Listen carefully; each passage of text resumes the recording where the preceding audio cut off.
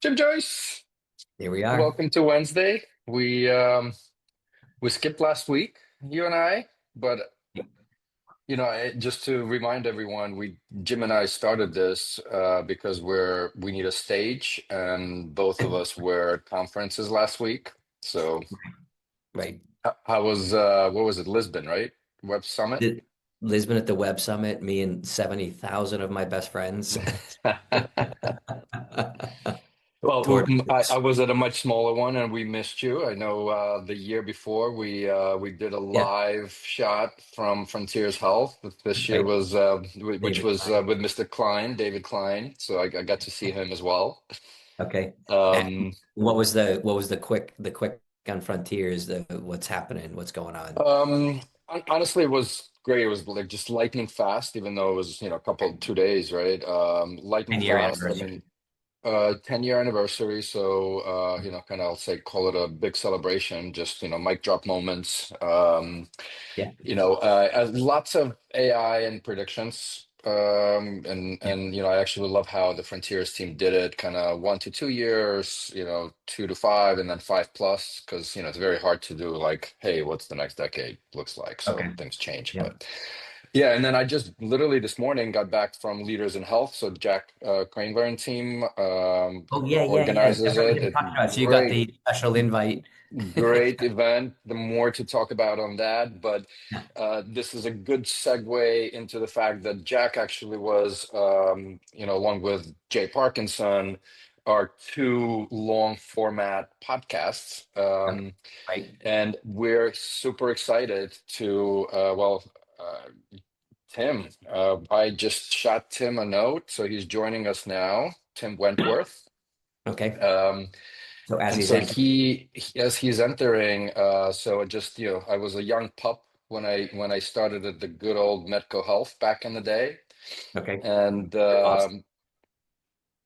Tim, welcome, welcome. I was just, Yes. we're reminiscing as always in the beginning of this before we let our guest in. Hmm. And I was saying thank you for joining us for the long format because we typically do the kind of 30 to 60 minutes, and we've been trialing a couple of them. And so we've had two successful ones, and we're going to make a third one. The third one is a charm. So All right. welcome to Well, the shot. I'll try not to put you guys to sleep in anything over an hour that we take. It sounds like it Well, looks like your room looks amazing. There might be a whiskey jar to step into back there somewhere.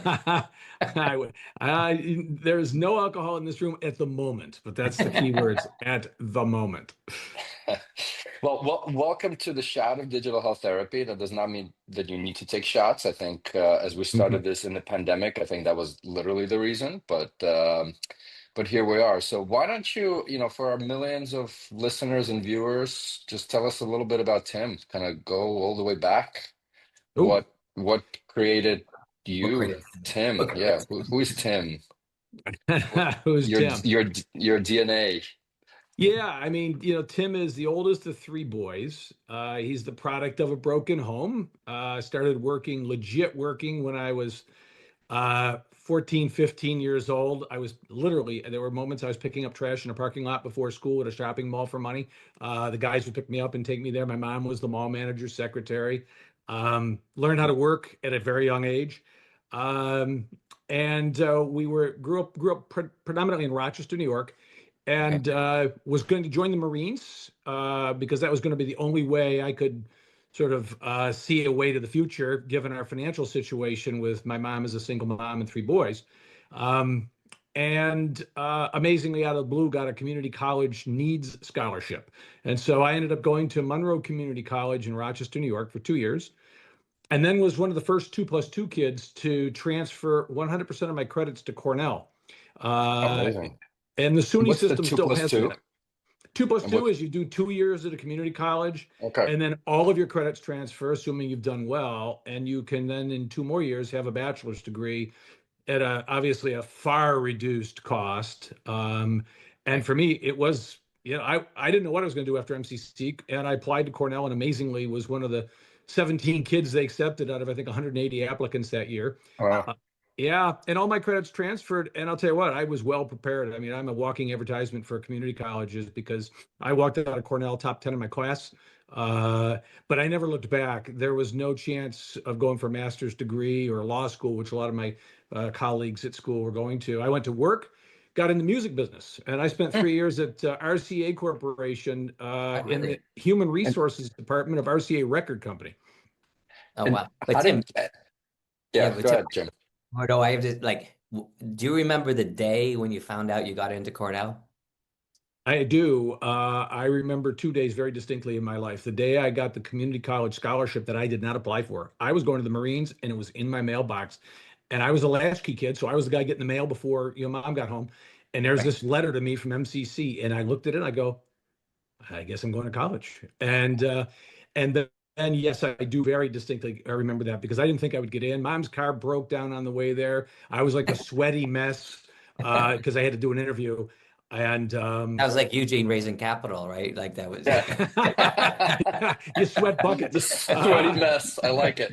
Yeah, but I do remember it very distinctly. And I knew it was it was a shot. It was a yeah, to use the shot Yeah. analogy right, with a different definition. It was a shot, and I was going to have to just pound it as hard as I possibly could. right. Amazing. Yeah. And actually, sorry, I'm gonna stick on the initial scholarship real quick. So, did you get nominated? Was it like what? How does that? Or and do you know who Yeah. nominated you? An English teacher took a paper I wrote Wow. and literally walked it up to the guidance counselor, unbeknownst to me. I found this out years later and said, "This kid needs to go to college, and you need to figure it out."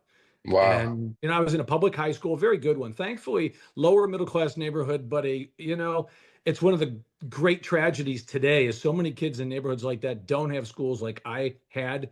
Right, And most of my classmates didn't go to college necessarily, but they were well educated high school graduates who could compete, whether it was in the military or in trade schools or go straight to right. work, but with a good foundation. So I had that, which I was very, very, very blessed. Imagine that, like that English teacher that Oh, just took that moment, that act of generosity or time or wherever, right? Like that's next level. well, Jim, that's defined for me. We'll probably talk about leadership at some point, but when I'm asked about what leaders do, that's what leaders do, right? We can talk about all the upfront, and I've presented to 10,000 women at a time at Mary Kay Cosmetics, right? And that was what one person would describe maybe as leadership. But for me, Mr. Guido, which was his last name at Sperry High School in 1978, was a leader. He went Yeah, beyond what was required of him. He reached past. He saw something that could be made better, and he took right, responsibility to do something about it. right, right. And his, Yeah. like, it's just one of those beautiful things because and he just was probably beyond delighted with the outcome. Yeah, Like, yeah, and he knows about it. Or at least he did years ago. I went back to my high school, and it also informed my wife's and my philanthropy. So actually, today, as I'm just before getting on with you guys, Robin and I are both, my wife Robin of 43 years, who went to MCC with me. And we graduated from the same high school together. We're doing scholarship applications right now because we've created 100 permanent full scholarships at Monroe Community College to Amazing. basically create what was created for me by Eastman Kodak in 1978. And Eastman Kodak isn't giving out scholarships anymore, but at least the Wentworths can give out a few. right, right. Amazing. Amazing. Amazing. Pass it forward, right? You got to. Yeah, I have to, Amazing. certainly. I mean, I'm not sitting here talking, if I I'm not talking to you guys without that. Yeah, amazing. amazing. So let's jump back to where we went Yeah. backwards.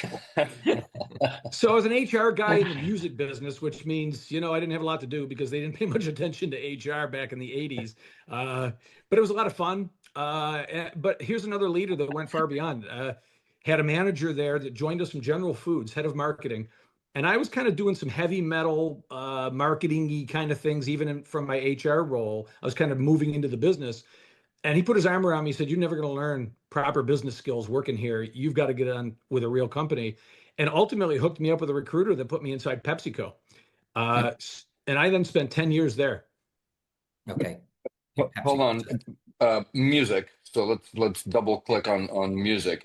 Were you just applying for any jobs, or were you kind of like, hey, I love music and I'm young enough and I want to go work for a cool company that's producing records and Good question. 33s and 45s, or where I don't even Yeah, remember anymore. that's I what it used to, was. Yeah, okay. That's what I it got it was. right, Eight right? Okay. tracks. I'm Eight old enough track. for eight tracks. Oh, okay, okay.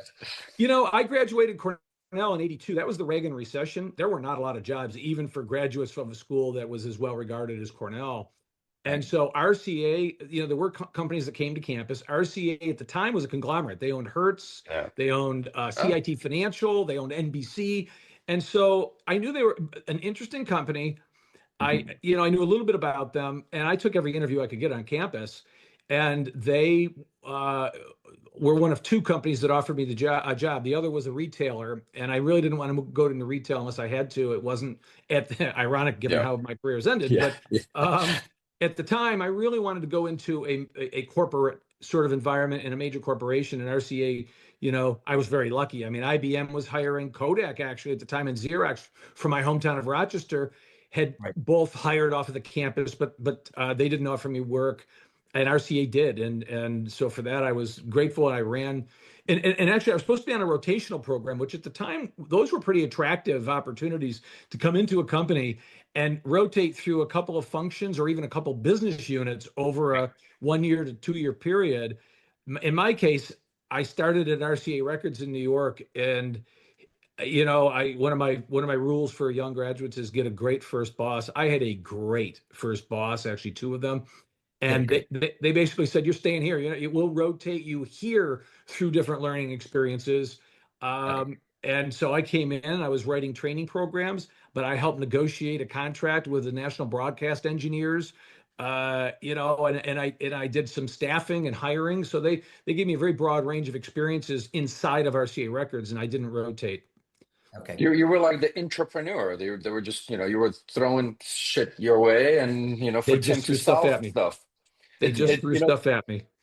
Completely not Tim related, but you mentioned IBM, and I thought it was just a funny story because my younger daughter, 21, we just went to I went to a Leaders in Health event in London, and she volunteered there. She was helping out, Right. but I kind of said, "Hey, I want you to meet somebody. He's at IBM." She turns to me, she's like, "What is IBM?"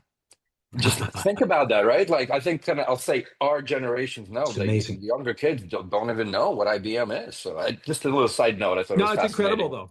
I mean, Yeah, yeah, it's incredible. They all know about these little startups and these food delivery companies, but they don't yeah, know about yeah. these companies that frankly built the world we live in now. Yeah. Exactly, exactly. Okay. All So you had right. this great first boss.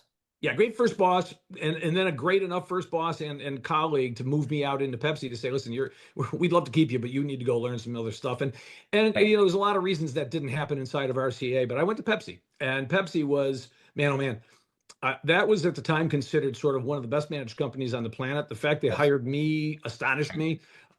They immediately sent me out into the field, and I think the Pepsi story that I What? love to tell, you talk about leadership, you talk about development of careers. I joined Pepsi from the record biz, where I was killing it in the record biz. I loved music. My wife and I met in music. I was a bit of a musician. I so What'd you play? I was a vocalist actually. I used to compete No. in classical vocals, but I also Wow. sang heavy metal. And I still karaoke heavy metal 5 or 6 times a year with two friends of mine in our homes, believe it or not. So What's the love go? music. What's the Natural go? talent or learned? No, natural talent. Very good vocalist. Actually, at the time I was. Now I'm What's okay. the go-to? What's the go-to karaoke song? John Bon Jovi's "Dead or Alive." All right. Yeah. You can do a lot with that song. There's a few If other. we have if I have time remaining at the end of the 2 hours. Yeah, we may run out of time. We may just run out of time. So let's see, where were we? I was in the music business, Yeah. but but it was natural. Go to Pepsi, and the story I was going to tell is, so I get thrown out into the field. Pepsi didn't put me in their headquarters. They interviewed me there because I was based here in New York, but they sent me out to Dallas to be an HR sort of administrator for Fort Worth bottling distribution plant, and so all of a sudden I'm out there with these guys that are thinking about voting unions in, and Right. they're leaving at 6 a.m. in their trucks, and they're beasts, and they had hard jobs. And I go into that, and I'm supposed to develop training manuals and advise management on HR issues and stuff. And I got to tell you what, I mean, and Pepsi just threw you in the deep water, which was great. Hmm. But 90 days after I started, or thereabouts, my boss says, "Hey, we got to go to lunch," and I'm like, "Oh, that's great," because I just been running around North Texas and really hadn't had much of a check-in. And I sit down with him and his boss, and I think this is just gonna be a fun lunch. And I get handed an envelope with a letter in it that is a performance improvement plan that says 90 days from now you will be fired if you don't get the following things done. And it was, What went through your head? Like, were you like, holy shit, or you know or what? I like knew deep in my heart, you I had yeah. knew, I thought I had him smoked and I didn't. Right. And I wasn't, one of my failures throughout my career many times that I've gotten much better at is asking for help. I take great responsibility. I think that's a function of what my parents, what happened with my parents. I'm a great guy taking responsibility. I suck at trying to give somebody else part of the problem to help me with. And to his credit, I was just corresponding with him yesterday. I mean, it's amazing, the small world. He'd reached out to me after hearing I'd retired, and I was able to tell him again, because I've told him before, how much his leadership meant to me. He came to my apartment every Saturday. He whooped my butt in tennis because he was a very good tennis player compared to me, which isn't saying much. And then we spent time talking about, what have you done this week? How are you thinking about what you're going to do next week? He didn't take any of the responsibility away from me, but he helped ensure that I understood the goal. And man, oh man, I'll tell you what. And what happened after that? I got promoted 3 times in 3 years. And sort of found my sea legs in a big corporate, high standards, Right. blue chip environment. I was not cut out for that, given the way I'd grown What up and my early training. what was kind of, is it the way he delivered message? Is it clarity? Like, what was the way he was communicating the goals, and just maybe what Yeah, made an impression for you that actually made you want to do it versus saying, You're oh, lo- yeah, you're no, losing your no. job. You're losing your job. yeah, And well, what? yeah, no, Yeah. no shit, yeah, well, And yeah, listen, I growing hear up with you, no money like I did, you don't want to lose your job, right? yeah, yeah, I But hear you. but no, you know what it was, and it's something I've built into my approach. It's a superpower, actually. I would argue is he asked questions. He actually Mhm. didn't tell me very much. He Right. asked questions, and both process questions as well as qualitative questions about the work I was doing. Gotcha. Wanted to hear my approach, wanted to hear who I spoke with, did I include the right people? But he wasn't telling me what I should do. He was asking questions Socratically. He happened to be a labor lawyer out of University of Wisconsin, super smart guy, um, named Mark Esselman. And Mark's retired now, but Mark was very Socratic. Mark asked very tough questions, and he set a very high standard with his personal performance. And those were the two things that made an impact on me. And the good news is I had good natural intellect. I had a wicked good work ethic. I just needed direction and clarity of goals. Right. Yeah. Right. And is it amazing, like these, when I hear like a story like that, like, and Eugene, you've had these, but these corporations, like Pepsi was famous for that, like GE's, I'm thinking like immediately IBM's, all these companies, Mhm. you know, they just put so much into this, like you said, the high standard, the professionalism, you're taking a kid that kind of had hustled his way to get to that spot. But Yep, like, you kind of don't, you kind of walk in. I remember going into big pharma for absolutely. the first time and you're like, I remember calling my father when I got hired into pharma going, you should sell the stock and, sell the stock because their hiring practices are really shit. Because they hired you, Jim? Is that what you're saying? Yeah, because I just had talked him into the job, but I didn't really know what I was doing. So I was just trying to learn as fast as I could. No, you get there. I tell you, it was a very similar experience. Getting to Pepsi, particularly once I spent some time with the headquarters folks and the more senior field folks, was not that different than walking onto the campus initially at Cornell, which is looking around and going, "Holy shit! If Right, these guys ever figure out who I really am, I'm done." Right? right, And right, right, and then right. pretty quickly figuring out, wait a minute, All the you know brainiac. what? There's a formula here. You can hang with these guys. You can do this. And the Right, imposter syndrome is real. You find Hmm. out that a lot of these guys have it too. right. And you find good role models, mentors, and people to hang with. I remember I got yelled at Pepsi once because they asked me. Now I'm in England. I'm running a large piece of the HR department in the Europe business, and very successful for my age, particularly inside the company. And they had me talk to a group of new employees that had just been hired in HR, acquired in HR. And they said, "What's one piece of advice you have?" They didn't know what my answer was going to be. And in front of the head of HR, I said, "Well, at meetings like this, don't hang out with the losers." And holy heck, that you would have thought that I just lit the room on fire. The head of HR was very offended by what I said, and I explained myself. I said, "Come on, let's be honest. You guys look to see are the guys that are new figuring out who the guys to listen to are, and frankly, it's smart that Right. you look at that you do that way."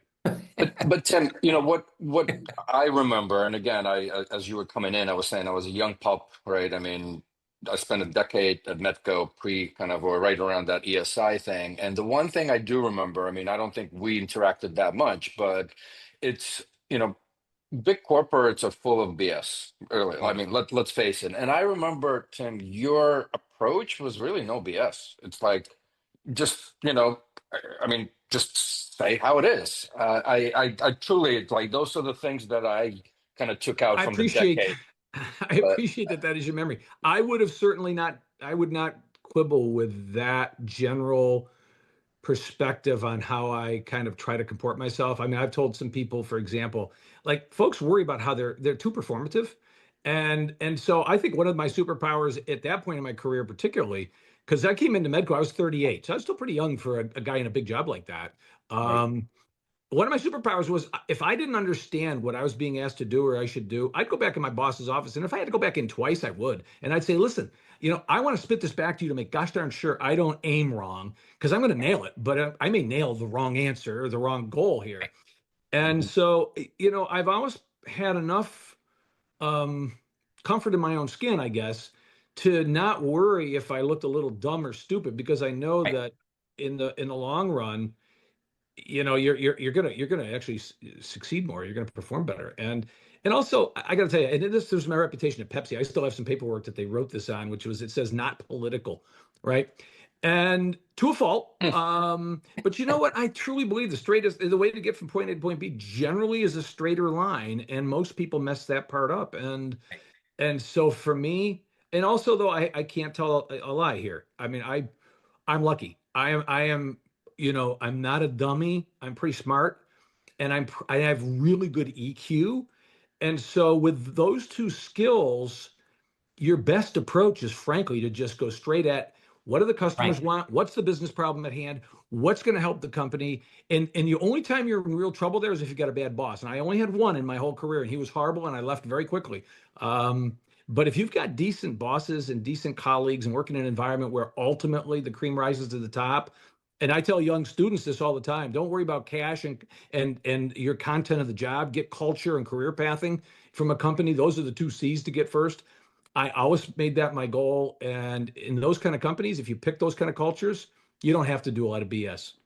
Right. And also there's this whole, I love this whole, like I was just on a call, earlier today and I felt like someone was being like how you described it, like performative, Mhm. and they were just like, well, can I summarize what Eugene said and add nothing to it?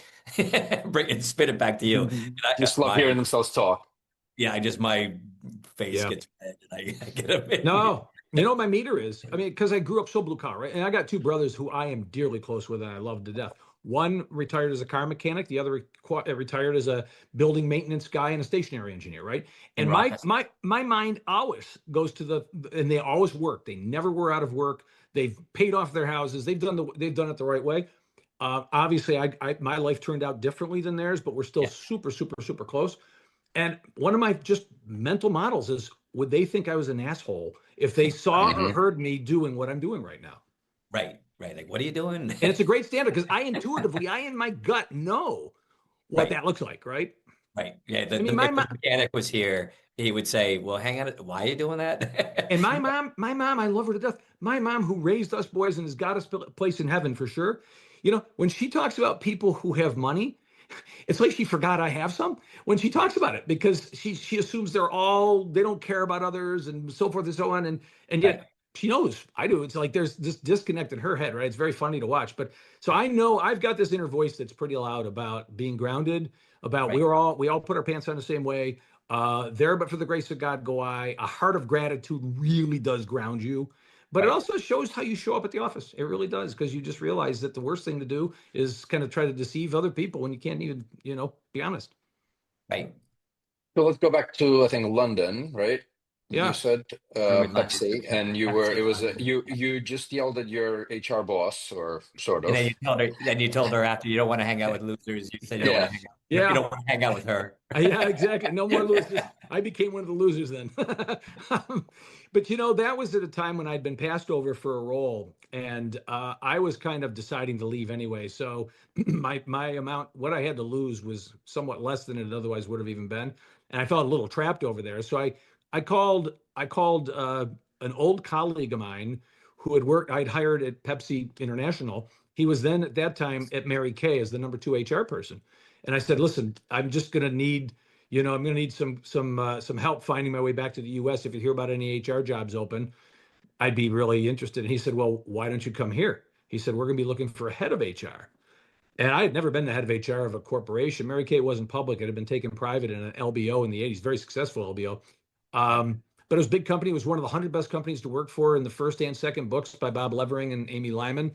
And here I was going in to ultimately be the head of HR for that company, because the head of HR was actually going to be the president of the company. Mary Kay had selected her. Mary Kay Ash had selected her, and so there was a case where how you treat people comes back years later. They remember how you showed up, and this guy Riz Chand remembered how I had showed up when he worked for me at Pepsi Foods, and so I came into New York, and it's an interesting story because it's a great story about hiring talent, and I'm like a freak about hiring good talent, and like you've got to treat that like a safari.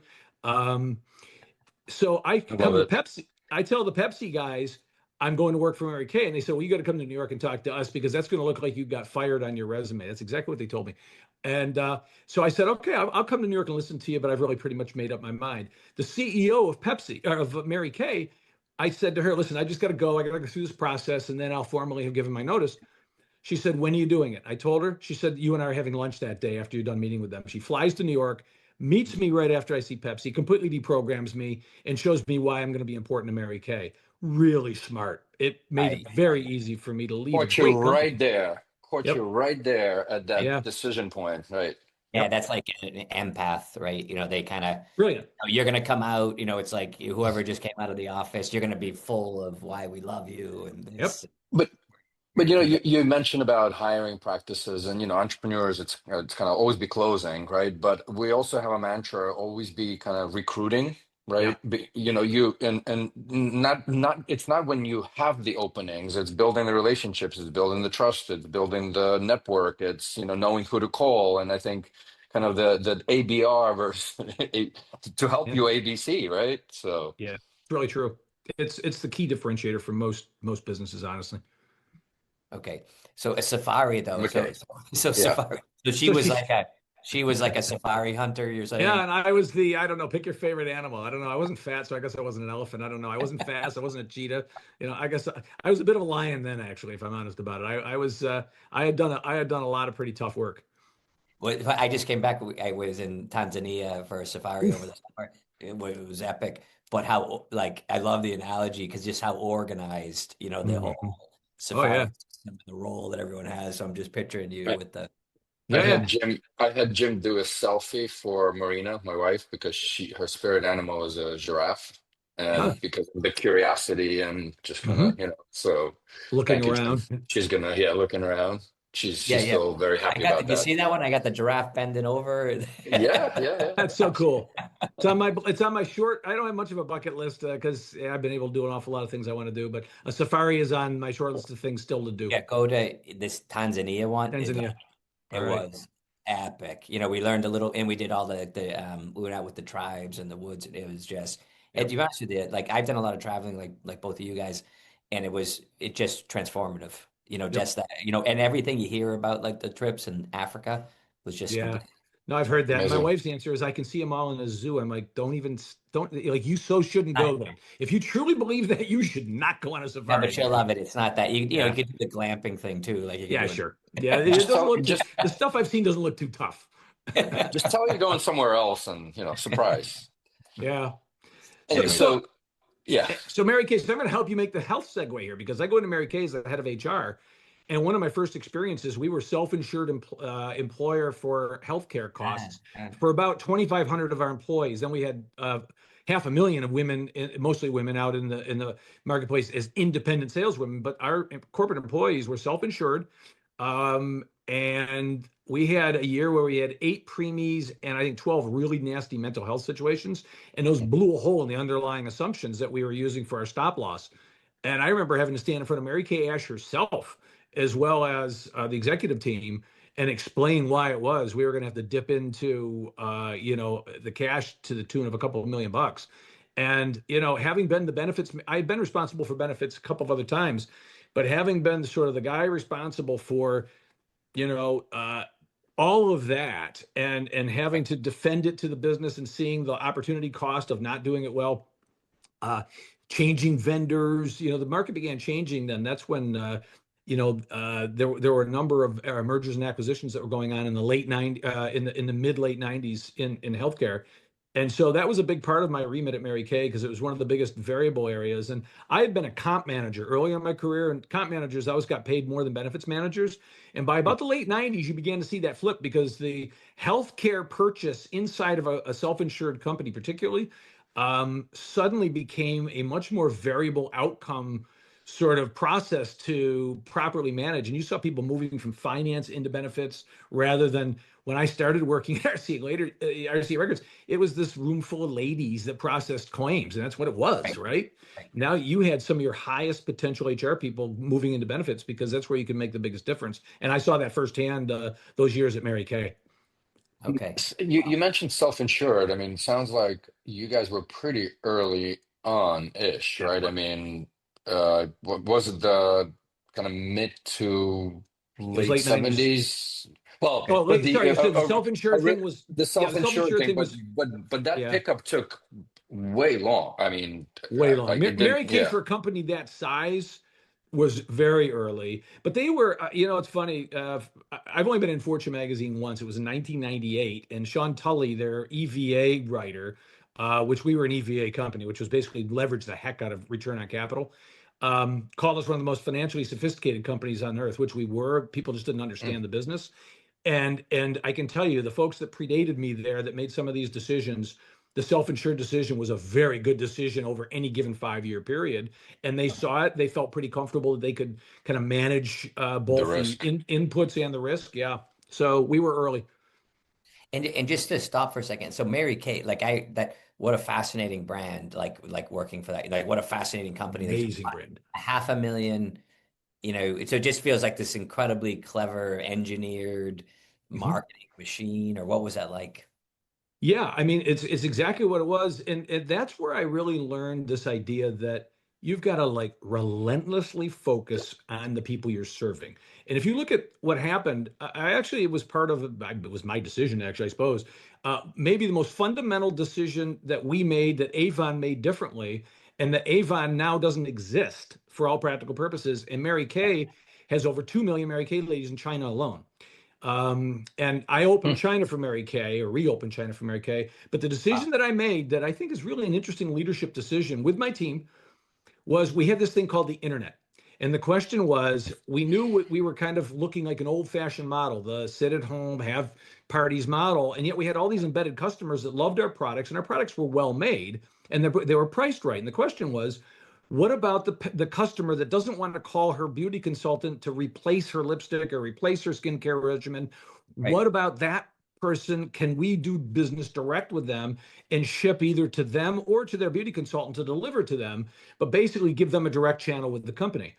And we had long conversations about competing with our sales force. And ultimately, where we ended up was building a number of shells that our sales force members could then make their websites, their portals for their customers to take orders, still be paid, and so forth. Where with Avon at the time, if I'm not mistaken, Went the other you way. could go there. There was no commission paid to the sales rep that initially introduced you to the brand.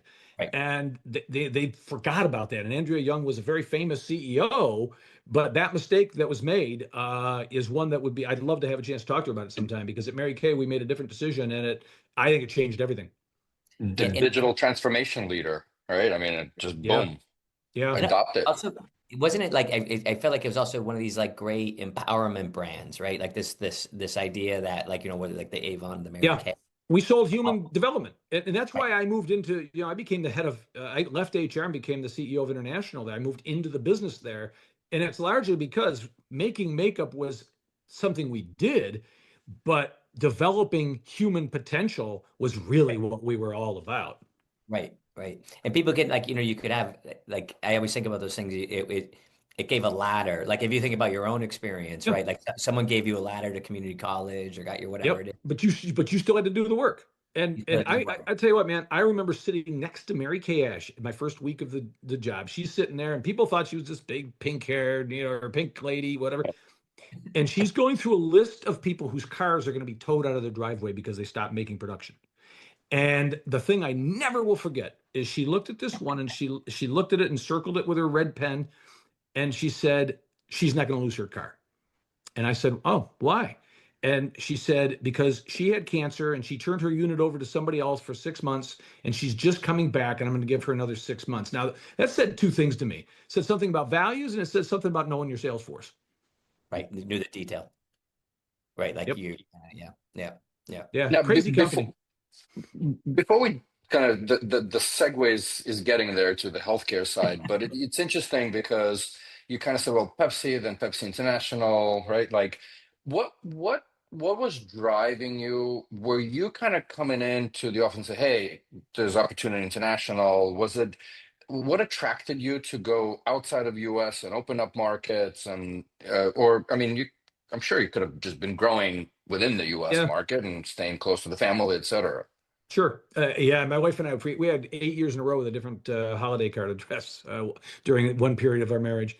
I'd love to tell you I had a great grand plan or that I always wanted to do X. It really, I No. have to tell you, I only had two things. I would listen to the adults that were above me in organizations. Not, by the way, that wasn't mentoring. I'm not a big mentoring guy, if I'm honest with you. I will talk to you and give you advice or listen to a situation and give you some reflective feedback. But I never had a mentor. I had great bosses, which by the way is way better than having good mentors. And very often, and I was in organizations that were growing or needed someone to step into something challenging. And when I was asked, I remember a boss saying to me, actually, a guy named Michael Peel, one of the best bosses ever, said, "You're not ready for this yet, but you're the only guy I got, and I need you to do it."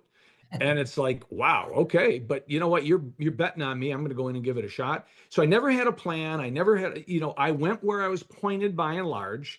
My poor wife will tell you that we were two 31-year-old kids. I'm barely 31. When I came home and I said, "Hey, I'm going over to England in a week, and you got to sell the house, sell two cars, and take care of the kids, and get over there as fast as you can. I'll be home every 2 weeks."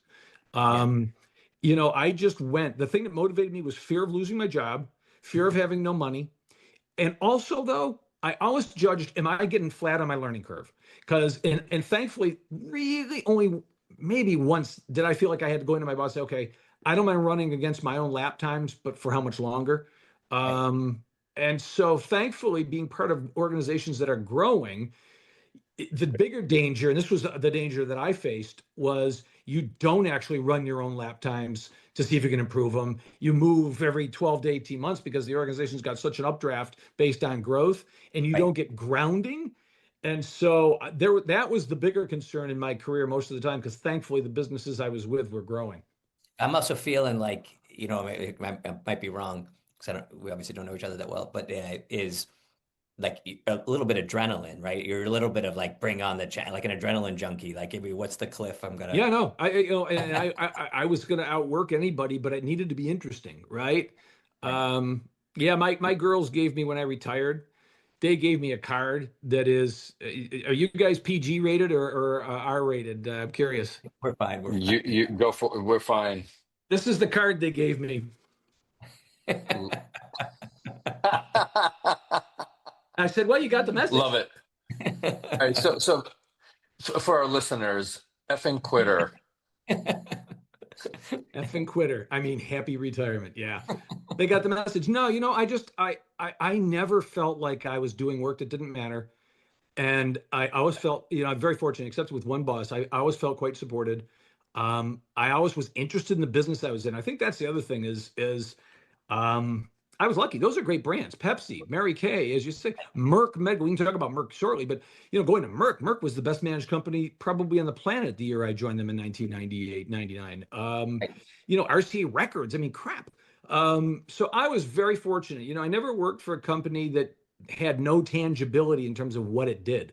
Right. And for me, that was really very motivating. But I will say, what became more motivating for me moving into healthcare was putting the customer in such a vivid detail in front of me with particularly in specialty pharmacy when I went and ran a credo, which we can talk about. But suddenly I had a very different level of alignment with and empathy for the people we were ultimately serving. And in the music business, you're not changing people's lives other than the people that are becoming No, there's musicians. music is you medicine. know Yeah, no, it's true. I agree with that, by the way. Yeah. Absolutely. You got Parkinson's, you want music therapy, right? For example. So, but if you look at Pepsi, Robin's joke was that, I made people fat for 10 years, and then I went to Merck Medco and started selling them statins. So, it wasn't quite that simple, but certainly in healthcare, the big change, and maybe it's the HR person in me because I always saw the human side of the business, but I saw the business side of the business too. And I could tell you why laying off 100 people made sense for the 1,000 that were remaining, right? That wasn't a difficult thing for me to reconcile. Doesn't mean it was easy to do. Where in healthcare, if you're really doing anything that matters, you can put a human face literally on what you're doing in a way that Yeah. almost no other industry has. And that's actually been more powerful for me than having big corporate brands like Pepsi that everybody knew, or Doritos that everybody knew and loved. Right. Right. Can I dive into, maybe you mentioned imposter syndrome before, right? And you're kind of like, oh, imposter syndrome is real.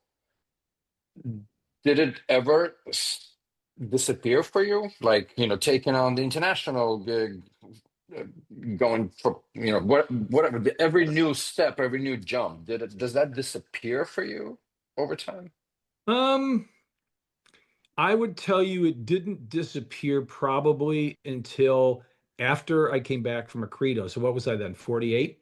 Right. I always had a little bit of it. Actually, it's funny because when people ask me what the biggest changes in life are when you're retired, and I've now retired for the second time. So I experienced it once for almost 2 years, Well, almost 2 years. It's three things. Uh, it's fresh air. It's Monday mornings and every morning actually, but then it's Sunday nights. And so many people, when I say that, say, "Oh yeah, oh the Sunday scaries," and by Right. by Sunday afternoon, you're starting to think about what are That's all right. the risks and things going on in your next Yeah. week. Like And Saturday's beautiful because he's like, I got Sunday. I got Sunday. but exactly, and, but and honestly, so stupid yeah, question for both of you. Does it ever really leave your heads? I don't know. I mean, But the imposter syndrome, personally, no, just the the thoughts, weekend. right? I mean, the thoughts. It's not like they magically disappear on a Friday evening and appear Sunday. no, They they don't. form, No, that's fair. I agree with that. they Right. I mean, you can try to bottle it up. Like, Marina and I, we kind of say, like, I mean, we run the business together and we could be talking your coach 24/7, but Yeah, we agreed that on weekends, if we talk about your coach, it needs to be strategic, stepping back to the balcony, not operational, tactical, unless something going yeah. on, right? And so I guess you can compartmentalize it. I can never say that word properly, but yeah, yeah. No, so I would at least Jim should you chime in here, Jim, because for me at least, what I actually have just said to my wife not that long ago is I actually feel almost a physical sensation of having some rooms in my brain that I can now put other things in. Right. At the time I was running Walgreens and at the time I was running Express Scripts, but particularly running Walgreens, given what I was trying to get done and the time frame I was trying to get it done with the complexity that it had, I literally couldn't deal with another thing. Um, hmm hmm and that was not turned off on weekends. Yeah, Right. yeah, Right. yeah. That's what they say, like that whole kind of like that, that random access memory Yeah, capacity, like the waiter, like every good waiter remembers your order, remembers what you ate, and remembers the cost of the bill, but then 11 minutes later, they don't remember it. right. They remember it enough to get into the kitchen, get the order, Exactly. and they get Yeah. back. And I And was so good at that. you're I was a waiter for 7 years. So actually, from 15 to 22, I was a waiter. And so my brain's really quick and it's really good at that. And I had never experienced the sensation of literally being out of RAM. And Yeah, yeah. I experienced it. Maybe it's because I'm getting older too. To be fair, it could be shrinking capacity rather than increasing workload. I'm not sure. Yeah, definitely. We're only utilizing a very small percentage of our brains to begin with, right? Yeah. So you Now we're you gonna got plenty. So go Mary Kay and Pepsi. let's go, Yeah, Mary Kay. You kind of said, okay, self-insured employer. You were starting to deal with some of those there. challenges and how did you even, I know maybe for our listeners, right? As you step into Merck, I think in the 90s is when pharma companies started buying PBMs, Yep. roughly, right? So how did you land in Merck? Kind of what was the entry door to it? And then we'll Yeah. go from there. So another person I'd worked with at PepsiCo that was at Medco, Tom DiDonato, was the head of human resources. I had a lot of regard for Tom, and I reached out to him when I was at Mary Kay because Mary Kay had a stroke and was near to passing away, and I knew I didn't want to stay with the company past her passing because I knew it would move into family ownership and there would be Yeah. some dynamics I just wasn't as interested in being part of. And so I called Tom, and again, it was, hey, if you hear of anything, I'm a general manager now, but probably not long enough. I'll probably be an HR guy again. And he said, why don't you come here and you could work in our own all of our customers. And I said, well, I don't know anything about what you guys do. And he said, well, we sell to health plans and benefits offices and HR departments. He said, basically, we manage pharmacy benefits. We had not carved out at Mary Kay because we were too small to do a PBM carve out at the time. So I'd never seen or heard of a PBM. But I went in, interviewed with Per Lofberg, and Dick Clark and a few other folks, a couple of folks that were ultimately going back to Merck. Margie McGlynn, I remember names you might remember. I do. I And Yeah. you know what? It was I had a belief. It was maybe the first time, back to your earlier question, where I had said to my wife, if I could get into healthcare, that's going to be the place to be for the next 50 years because the Right. dynamics of population, et cetera, et cetera, et cetera, right? Plus the pipelines in pharma, plus. And so, and Merck, holy crap. I mean, nobody then would not have wanted to work at Merck. What I didn't realize was Medco wasn't Merck, right? I mean, it was, I wouldn't call it a stepchild. Actually, to Gil Martin's credit, I think it was a brilliant acquisition on their part, and I think it was a brilliant spinoff on their part. I think they recognized the dynamics and realities.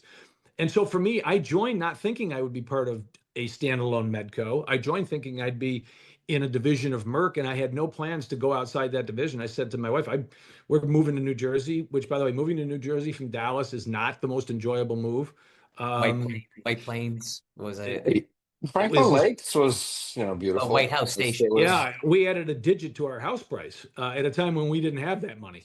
It was brutal. We came from a $400,000 house in Dallas to a digit higher than that, and less house, like a lot less house, right?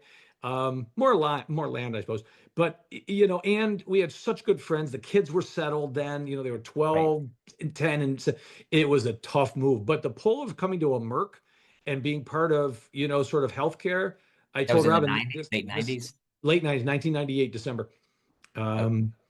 It was I said, this is like being accepted to a top 3 business school. Merck hiring me is bigger deal than any other job I've had in terms And of that was credibility. into not an HR role, but a commercial role. Correct. So I owned all, and it was a B2B customer role. So I essentially stepped in owning all of our B2B customers except United Health Group. That had its own separate leadership structure.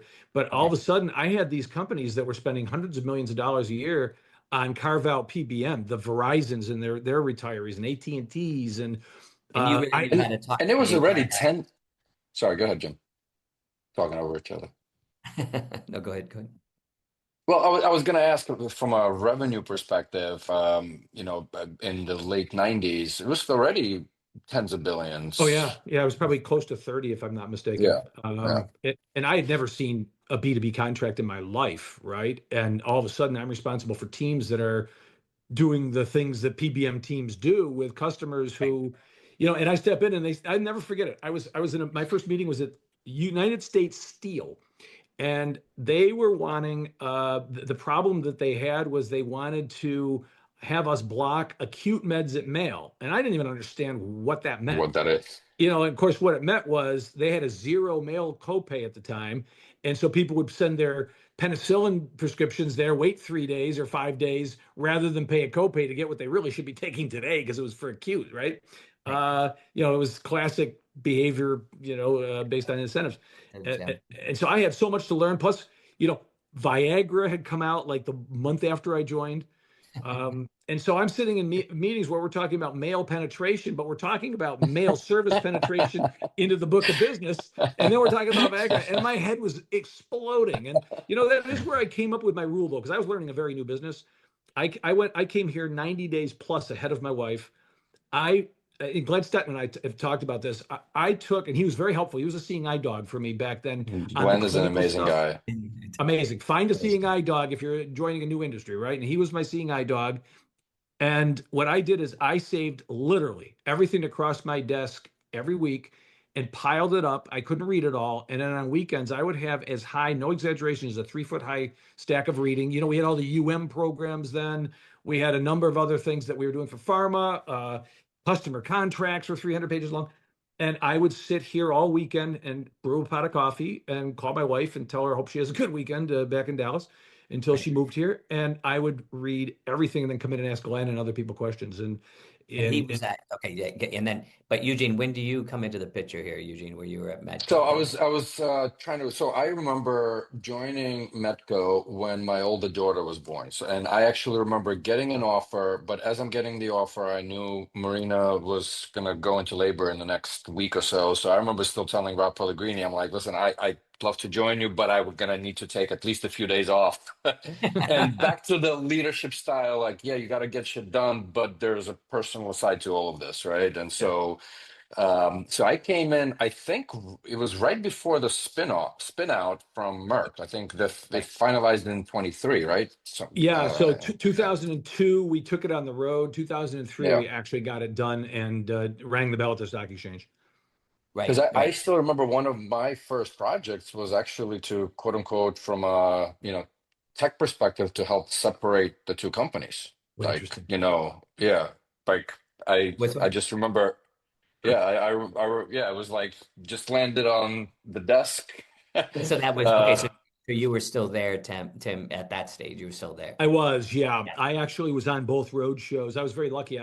Because being a decent communicator, which is a really important skill to have as a leader, and particularly if you're going to be a CEO, or particularly if you're going to deal with Wall Street types. I was selected to go on both road shows. The 2002 that ultimately failed. That was the year of Enron. Merck had an accounting scandal. There were a number of things that there was just. We had an offer for the company, a book of business built, but it was too low a number. And so 2003, we went back out. I was on that road show as well, rang the bell on August 19th. Amazing. Well, it's funny just to kind of get the circles. So, I'm technically a Merck employee because Sharing Plow was acquired by Oh, Merck. yeah, sure. Yeah, yeah. Fred Hassan sold it, right? Yeah. Yeah, yeah. And my boss, who was my good boss, a guy named Tony Guacci, not to do a name, Tony Hmm. Guacci came into. I was just wondering if it would trigger, but That name rings a bell. he was my good boss at Charing Plow, the guy that kind of did my career. But Hmm. I was always up at White House Station because I was in like a 4-year business development deal that ended up in literally worked on a joint venture with Merck with Sharing Plow for like 4 years, and I was part of the second team, Huh. the second team trying to get the deal done. So I remember going through with all the med Wow. stuff happening, but we were all floating around New Jersey there at the same Yeah, time. yeah, yeah. exactly. Before we kind of go deeper, actually, for maybe our listeners and viewers, right? Because some people, like as you were coming into, you never heard of what a PBM is, right? And I think many will know, but maybe just a little bit of context, and maybe I'll kind of throw in a couple of darts, and then Tim, you'll fill in the rest, right? I mean, if we think about U.S. healthcare system, employers started paying for the benefits. I think it was something right around after or around World War II when there were frozen wages. Yep. Employers to attract the talent actually started paying for the healthcare with the Blue Cross Blue Shields growing. And I think you mentioned something even in your gig managing the benefits, the carving out of pharmaceuticals wasn't really a thing just yet, right? Mhm. And that's where the insurers kind of realized, and the employers realized they're spending way too much and all over the place in different contracts. And I think Per Lofberg and a few others at the time created PBM industry, right? That's my Yeah. So okay. no, it's a good general framework. What I double click to is, you had the emergence of all of these therapies that were new and going to be able to manage chronic conditions through long-standing taking of the pills. So suddenly, days supply, you weren't just doing 14 days of penicillin or a 5-day Z-Pak. You were doing, cholesterol, depression, GI. Those three in particular had multiple molecules launch, all sort of in the 90s. And Right. what the PBM initial sales point was, we can get you 90-day supplies mailed to the house cheaper. By the way, we can wire retail for you. So if your member goes into a retail pharmacy, whatever the plan design is, it won't matter, sort of who your insurer is. Your member will be able to go in and get the pills they need and get a copay that's what you intend. But then the real innovation was mail service for 90-day supplies. And, but then there was an evolution from there. I won't do the full evolution, but once the PBMs were taking care of those chronic employees who were this big bubble of costs that all of a sudden employers were covering because all these things were going to actually create better health. Then what they realized as well was two things. One, you had multiple molecules come out that had clinical equivalence. And you Right. could create a thing called a formulary and now force pharma to compete as a GPO almost. And the way a PBM behaves is almost like a GPO, right? Where all of our customers together gave us the power to sit in front of Merck. Or, by the way, Merck we reviewed as having a conflict, which is why we spun out, because they had Yeah, yeah, Zocor and we weren't pushing Lipitor and whatever. But Yeah. the fact is, we could sit down with Pfizer and say, listen, you know what, Lipitor, I've got 100 million Americans that I provide benefits coverage for, and we're going to do a formulary, and we have a P&T committee, a group of doctors that are going to allow us to either pick one or the other. They say we don't have to have both on the formulary. Unless, Right. and we can do a coverage review such that if they can't take the one, then they'll get the other. But the first line is going to be the other drug, not yours, and you're going to lose 90% Right. of market share overnight, right? So you could move share, and that's been and that has continued to be the case of PBMs, and it's their biggest value creator and their biggest problem right now, right? Right. But the biggest value creation actually of PBMs that people will not appreciate is I joined the industry and generics were about 42% of prescriptions written. Today it's over 90. Right. And the PBM industry, leveraging plan designs and the ability to, again, work with the employers and the health plans to create these, I'll call them consumer-driven plan designs, not the high deductible ones, just ones where I'll give you the generic for 5 or the brand for 20, and begin incenting generics. And at Medco, we actually created generic samples for those big generics so that the doctor had a sample to reach for that wasn't a branded sample because the pharma companies were giving them branded samples. And so the PBMs were able to basically do something very important. Stop a prescription because the mail service had it, and before you filled it, optimize it. And where the retail pharmacy was never able to do that, we tried incenting retail to actually stop the script, convert to generic, or convert to the formulary brand. And retail, even though we paid them extra for it, it didn't fit the workflow and the information flow in a way that was efficient for them, and it never worked well. Right. And so we, though, could stop the prescription before we mailed it out and make sure it was right. We could call the doctor and Yeah. make sure that the change made sense. That was what PBMs really did. So we're thinking like right now, I'm just going back, like we're thinking like Lipitor, Zocor, Yeah. what, Prozac, yeah, Prilosec, Nexium. yeah, Nexium, Prilosec, and then we were coming from the world of antihistamines and Yeah. all, the Claritins, and you guys in Merck had Singular, Zyrtex, right, exactly. your tech. So we had this kind of, it was like antihistamine, cholesterol, the GI products. It was that was really the GI, depression, right, yeah, cholesterol or cardiovascular, blood pressure. You had blood pressure number. You had the ACE, and then you had the ARBs that came out behind it that didn't give the yeah. cough. If you were getting a cough on an ACE, then you could go to an ARB. It It was like, so we had all these kind of was more a big wave.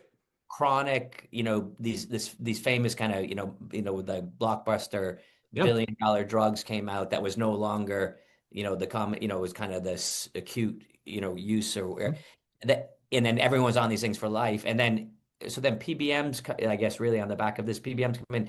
And is that what, when you think about this, like 90% genericization when a product goes off Mhm. patent in the US, it's driven by the PBMs? Absolutely, it was. I used to carry around a sheet that showed retail patients versus mail service patients in fact, I used Zocort coming out as a generic as an example, and you could see the lines of percentage of substitution and time. And Right. I showed that we got to 90% substitution within 90 days, and retail never did. And the shaded area between those two lines was what you would call savings, because the generic was at least 60% cheaper than the brand, Right. particularly once you had two making it. And at the time, that was in PBMs were how much of that they were what percentage of all the business coming through? They were Back okay. when I joined, there were still some clients that didn't have PBMs, Yeah. but more and more of them did at that point. Yeah. The real question was carve out versus carve in. So everyone was using a PBM, because if you had a self-insured, or an insured plan, or if you were self-insured but they were being the TPA for pharmacy, they were using a PBM. You just didn't know who, or Yeah. maybe you did know who. You increasingly did. Um, so carving out, though, I remember when I joined, actually, we were talking about HMO carve outs. So Per Lofberg's idea was, hey, you know what? We've got most of the big employers, but you know what? A lot of those employers have employees that are doing HMOs that are all inclusive. And we've got to give the employers enough savings for those employees that they can go back to the HMO and say, I want a medical and hospitalization only plan.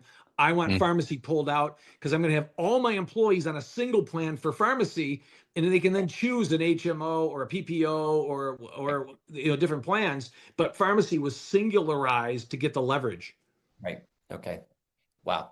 It's like a big GP. Like I said, I think the two things it did is it GPO'd, it allowed for scale purchasing and discounting, and then Right. that to be passed through to the clients. And it allowed for optimization of therapy using clinical rules and implementing them in a way that it created some noise. And one of the things Glenn Stetton worked on was, there were a lot of things where you wouldn't need to stop a prescription and check it, because you knew enough in the history Hmm. once you built the database. So those were the two really I things. also And think, it's so funny also this innovation of the idea of like shipping 90 days. yeah, Like it's Like it like sounds so simple now, right? like right. it's re-engineering, 90 Yeah. days. 25 years ago, it was a big deal. We were Amazon before there was Amazon in pharmacy. Right, right, Oh, listen, I still remember the other project I worked on. I think we were the first ones at the time to send pharmacists to work from home, right? Like that Yeah. was like unheard of at the time. right. Back Yeah. to, so I mean, again, it's a little bit like you were describing. Pepsi was a bit of, how there's PayPal mafia. For you, Pepsi was the Pepsi mafia. For me, Metco, I mean, in There's my a life mafia. today was, very much, and I think When again, not to be kissing ass here, but I truly learned a shitload, and the Yeah. way it was driven, the way. Now, part of my international experience, or kind of following maybe a little bit of your track, right, with Metco International, and this is, I do want to double click a little bit. I don't know, I don't want to spend too much time on the PBM and all of this, but my aha moment landing at the time in Amsterdam, was a bit of this is so complex in US with all the formularies. Every employer needs to do their own thing, da da da. And then here we go. We landed, I think the first contract was in Germany, and it's, government set pricing, and then we had to actually adjust the product and all of this. And one would argue, right, and I think there are arguments today that, government negotiates prices for Medicare, Medicaid, broadly speaking, today. Um, and why not do it that way, right? And why do PBMs, from that perspective, need to exist to actually, on one Yeah. side, have savings, but on the other side, introduce level of complexity and personalization to each employer, right? Yeah. I mean, I think that, my answer used to be the reason the government wouldn't do it. I'll quote former Senator John McCain. He and I had lunch together at our facility in Arizona. And he was asking about should the government, because Hillary was running at the time, and he was wanting to know should the government be negotiating drug prices. And what I said it's not that you shouldn't, it's that you can't do what you need to do to get the best price. And he said, what do you mean by that? And I said, because the way to get the best price from a drug company is to pose a threat that you will remove their product from the formulary. right, And right. you guys will not close a post office nobody goes into, because a voter won't like it. You are not going to tell a voter they can't have the drug their doctor thinks they should have. That's my job, John. Yeah, yeah. Interesting. Interesting. I always struck So, by like so this is great. interesting. So You sent Eugene over to open up the international Yeah, the division impossible market. I mean, there. was nowhere near. Actually, Well, I like do remember. we're thankful because we got Eugene. Eugene's one of the, like, I'm in Dublin, he's in Barcelona, so we got Oh, the look at you benefit guys. of Eugene and family as a result of Well, listen, yeah. it was a very, very great experience, right? But I'm going to rewind back one other when Kenny Klepper came in, and I still remember I get a phone call saying, get on the private jet with Kenny and a few others to close North Carolina deal. And, again, I was more of a techie at the time, and I remember sitting across from Kenny, and I'm like, listen, this plane cost a shitload of money. Da da da. Like, I was very honest, brutally honest, and I remember him saying, "Well, when you need to get and help the state of North Carolina, you got to be there now. There's no Hmm. time that can pass." So I just, again, the culture. I'm back to this sort Yeah, of, those customers, the they drove everything. I mean, to be fair, it was great. And you're right, there's a Medco mafia, and they were all taught well this notion of, um, and there's a guy that, well, Per Lofberg and Ricky Schatzberg, a couple names that won't often get said. They forced the rest of the organization to essentially, we weren't a job shop, but to do what we had to do to win these large contracts because they were so big. And if they went the other direction, it was devastating to us because it would reduce our leverage at the table, which was a really important element of what we brought to bear. Okay. So where do we so go from here now? Well, I do have maybe two more questions on kind of the PBM industry Sure, itself, and then I think as we sort of sure. move, because again, I'm looking at this as the pharma companies own PBMs because of conflict of interest, because of Yeah. the value add that PBM actually provided in the space, had to be spun out. Now, we have people like Mark Cuban, right, with cost plus drugs is saying, look, fully transparent, it's cost plus, Yeah. right? And now we're seeing, something like Cigna, which bought, because, and we're going to rewind back on some Yeah. of those acquisitions and mergers. But now Cigna announcing, hey, rebates, right? Which is how ultimately PBM does make money around the Mhm. rebate structures. So maybe we can double click on the price transparency, Yeah. rebates, and the Cigna Yeah. move as you see it. Yeah, I can make this fairly simple, and I think in brief, actually, because at the Good. end of the day, the real question is, do PBMs actually perform a function, and how do you want them to be paid? Right. And so if you look at what Merck did, for example, he's exploiting a sort of vestigial element that actually was a very good thing, which was that the PBMs made extraordinary amounts of money on generics because the payers wanted them incented to this, what George Paz used to call model of alignment. The big concern was the PBMs were being paid to dispense the high cost brand so they would get the biggest rebate. But the Right. fact of the matter is, most of the way the contracts worked, as you may recall, was we lost money and continued to lose money on most brands, even after rebate retention, but because the generics, we were buying generics for pennies and selling them for dollars, right? So what Mark does is he comes in and he sees this inefficiency where high deductible plan members are suddenly paying stupid amounts of money for generic. That's Hmm. why GoodRx got created. That's why Yeah. Mark's stuff. I've asked before, does any, and I was across the table from Mark once, so it was fun. We had a lot of, it was a good dialogue because there's a lot I agree with him on. But for example, he says to the CEOs that your sickest people pay your rebates. Well, I guess that's probably true in high deductible plans, but the rest of that sentence should be, and the benefits managers assume that when they write the premiums for everybody. And so Right. if you decide you want to put the rebates into the copays for the patients that are actually taking those drugs, premiums have got to go up or the subsidy from the employer's got to go up. It's a balloon, right? And so for me, it's actually fairly simple at one level. The problem is it's very convoluted. Yeah, it's Um, complex. but to me, that's the question. How do you want to pay your PBM? Now, are there PBMs that we're doing, and how much risk do you want to hold versus having the PBM hold?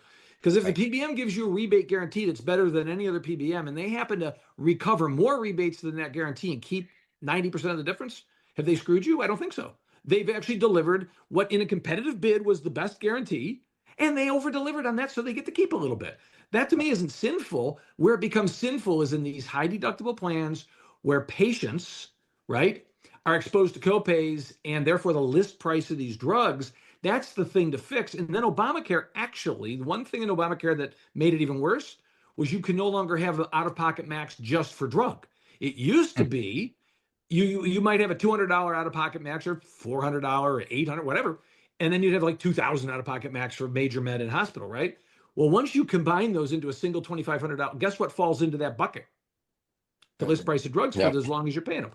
And so I on an earnings call, one of my last earnings calls, Express Scripts, I had this aha moment in the gym that I put into the call, which was that really the solution here is to actually, and I told Paul Ryan this when he was Speaker of the House, was if you want to fix Obamacare, separate those two things out, create a drug deductible that's a couple $100, and then it won't matter that these employees are paying the list price for the drugs, because most of them will stop paying it a month and a half into their coverage. I think one of the, when I reflect on this, and that all makes, kind of, it all makes sense. I think one of the fundamental challenges that you're talking to two guys that have lived in the U.S. system and lived externally is the fact that there's visibility to global pricing. Yeah, that's a different issue. Yeah.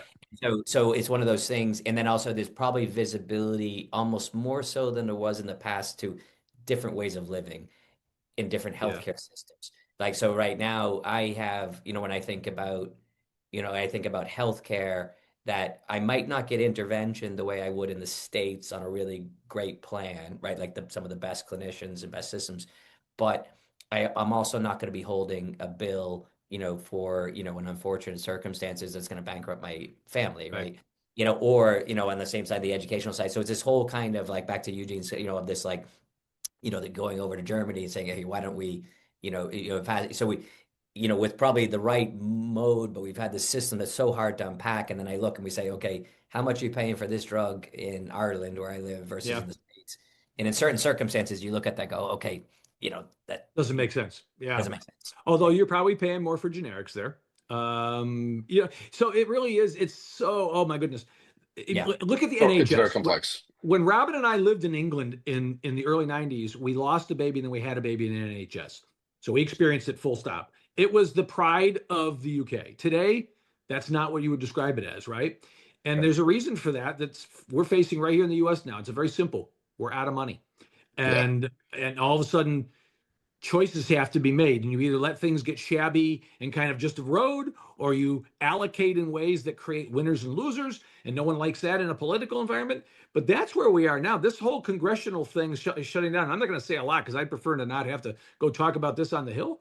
But quite frankly, the real problem here is you've got 40 million Americans, 10% of the US or thereabouts, who literally, because their coverage is going to cost a lot more, shut down the government because we can't figure out how to do something other than the current Band-Aid, which is the subsidies that never were intended in Obamacare. But then again, the costs are that much higher than Obamacare. And by the way, I will do one last PBM ad. The only thing that's actually come in as it was expected for the last 10 years plus is the Medicare Part D drug plan because of PBMs, because those rebates did go back to the government, and the net cost of drugs, including specialty, was largely single-digit increases over that period of time. That's amazing given the amount of innovation that there was, but it's hard, much harder when you're now in doctors' offices and hospitals to figure out efficiencies like that. I mean, it's great to see this kind of, like, because I don't have a direct, horse in the race like commercially right now, but it's great to see, the history, hear the history and see it be defended with someone with a heart saying, hey, listen, how do we get, because I think right now, to Eugene's point, is we're seeing, we're seeing, probably good intentions from, actors out there to try to drive prices down and make it accessible. People can't get at it, but there's a whole complex. I love how Tim you put it right. I mean, at the end of the day, you can't print more money. Well, you can, but then inflation, right? So we'll see what that does. which is exactly right. So I think to your point, there are always very hard choices to be made. Again, not to get political, I just hope those choices are made with a heart as well. Yeah. I think that's what people want. And you know what? That's where, back to the second part of your question, and I'm not going to speak about Cigna's strategy per se, because I'm not inside of Cigna any longer. I did my 3 years there, and I enjoyed my 3 years there. But what I would say is, I think what they did, which, you could say, did they copy CVS? Is this a step forward? What is it? There's no question, trust and transparency for those people that are handling the money is going to be increasingly important. Accountability is going to be increasingly important. At the end of the day, I think the benefits consultants need to massively evolve their models because they run a unit cost model. It's not the right way to look at things. They should look at a total cost of care model and have PBMs bid against that, right? And say, Mhm. here's a actuarial mix of therapies and patients. What's it going to cost this plan based on what you're going to get rebates, what you're going to do for generic mix, and then we can debate how much risk do you take? Are you rewarded for that risk? But I just think that trust, transparency, all of that. It's Right. not going to be that hard. Uh, and yeah, David took a beating on the stock market for, theoretically Yeah. doing the right thing. Although there's as much social media stuff saying, yeah, there's nothing really there. It's just another shell game with a different brand, right? And I feel bad for those guys because my guess is I know enough to know. I actually think that the majority of their clients, listen, smaller clients don't get the same deal. We all know that. That's where you make some money. Yeah. But Yeah. Yeah. in the grand scheme of things, these large employers and these health plans, they use very sophisticated consultants who don't use very sophisticated models sometimes. And so whether or not Express Scripts is making more money than CVS or the other way around, I know this, if they're keeping the business, they had to compete pretty hard to keep it. Right. Yeah. Right.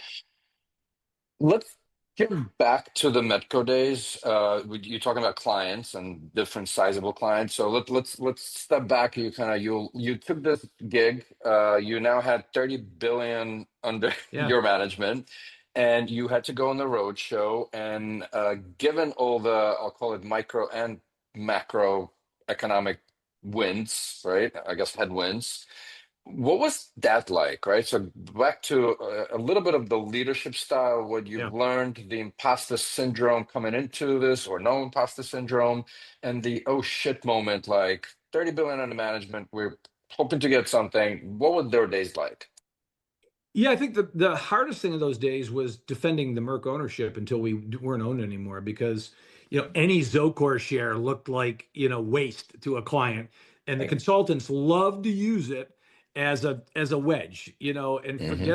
forget that, there were lots of reasons that was the case because Zocor, I believe, came out before Lipitor, but then Lipitor was better. But that means you had some embedded Zocor share, and some plans didn't want to go in and remove that, right? Great So product. you were defending Merck ownership. The PBM part itself was actually a pretty easy sale. The market believed that PBMs were important. They saw the generic wave coming. They were beginning, although the specialty thing really wasn't appreciated then.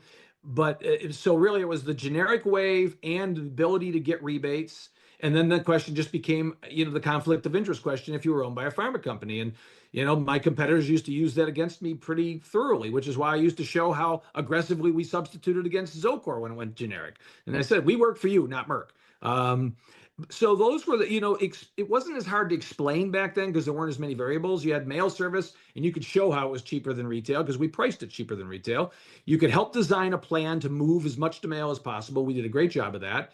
You could show how you're going to move generic, and we got smart about making generic guarantees because at some point, one of my competitors took a piece of business away by basically guarantee the savings that the plan was going to get over the next 3 years for doing exactly what we were all going to do, which was look at the generic pipeline, make some assumptions about when they come to market, and then show the value of that substitution. So we began guaranteeing the dollar decrease in certain therapeutic categories. Those were the kind of things you were doing. You were having a clinical conversation. It was a cost conversation that had clinical pieces to it. And you were saying, basically, trust me with your patients to optimize the outcomes, and I can save you money. Right. Tim, again, you kind of mentioned that, coming in, you didn't even know what PBM, the three letters, you probably had to read up what that Couldn't even spell them. means. Exactly. And then there was the 90 days of just reading stuff, right? And but they typically say you have that first 100 days for a leader, and the first 90 you spend reading. And I'm over exaggerating, obviously here, right? But where do you start, right? Again, you got 30 billion under management, you got this spin out pending. Like, as Right. so, talk to us a little bit about A your lot leadership going on. style. What was And going through your how do you head, unpack? right? How the hell Like, do you unpack yeah. that? Yeah, I So, mean, it was terrifying. The good news is I worked for somebody that liked to be a teacher, Ricky, and so Ricky did a good job of kind of grounding me a bit. And Pear was certainly, I sat in meetings. Pear used to do, and boy, I picked this up when I was a CEO.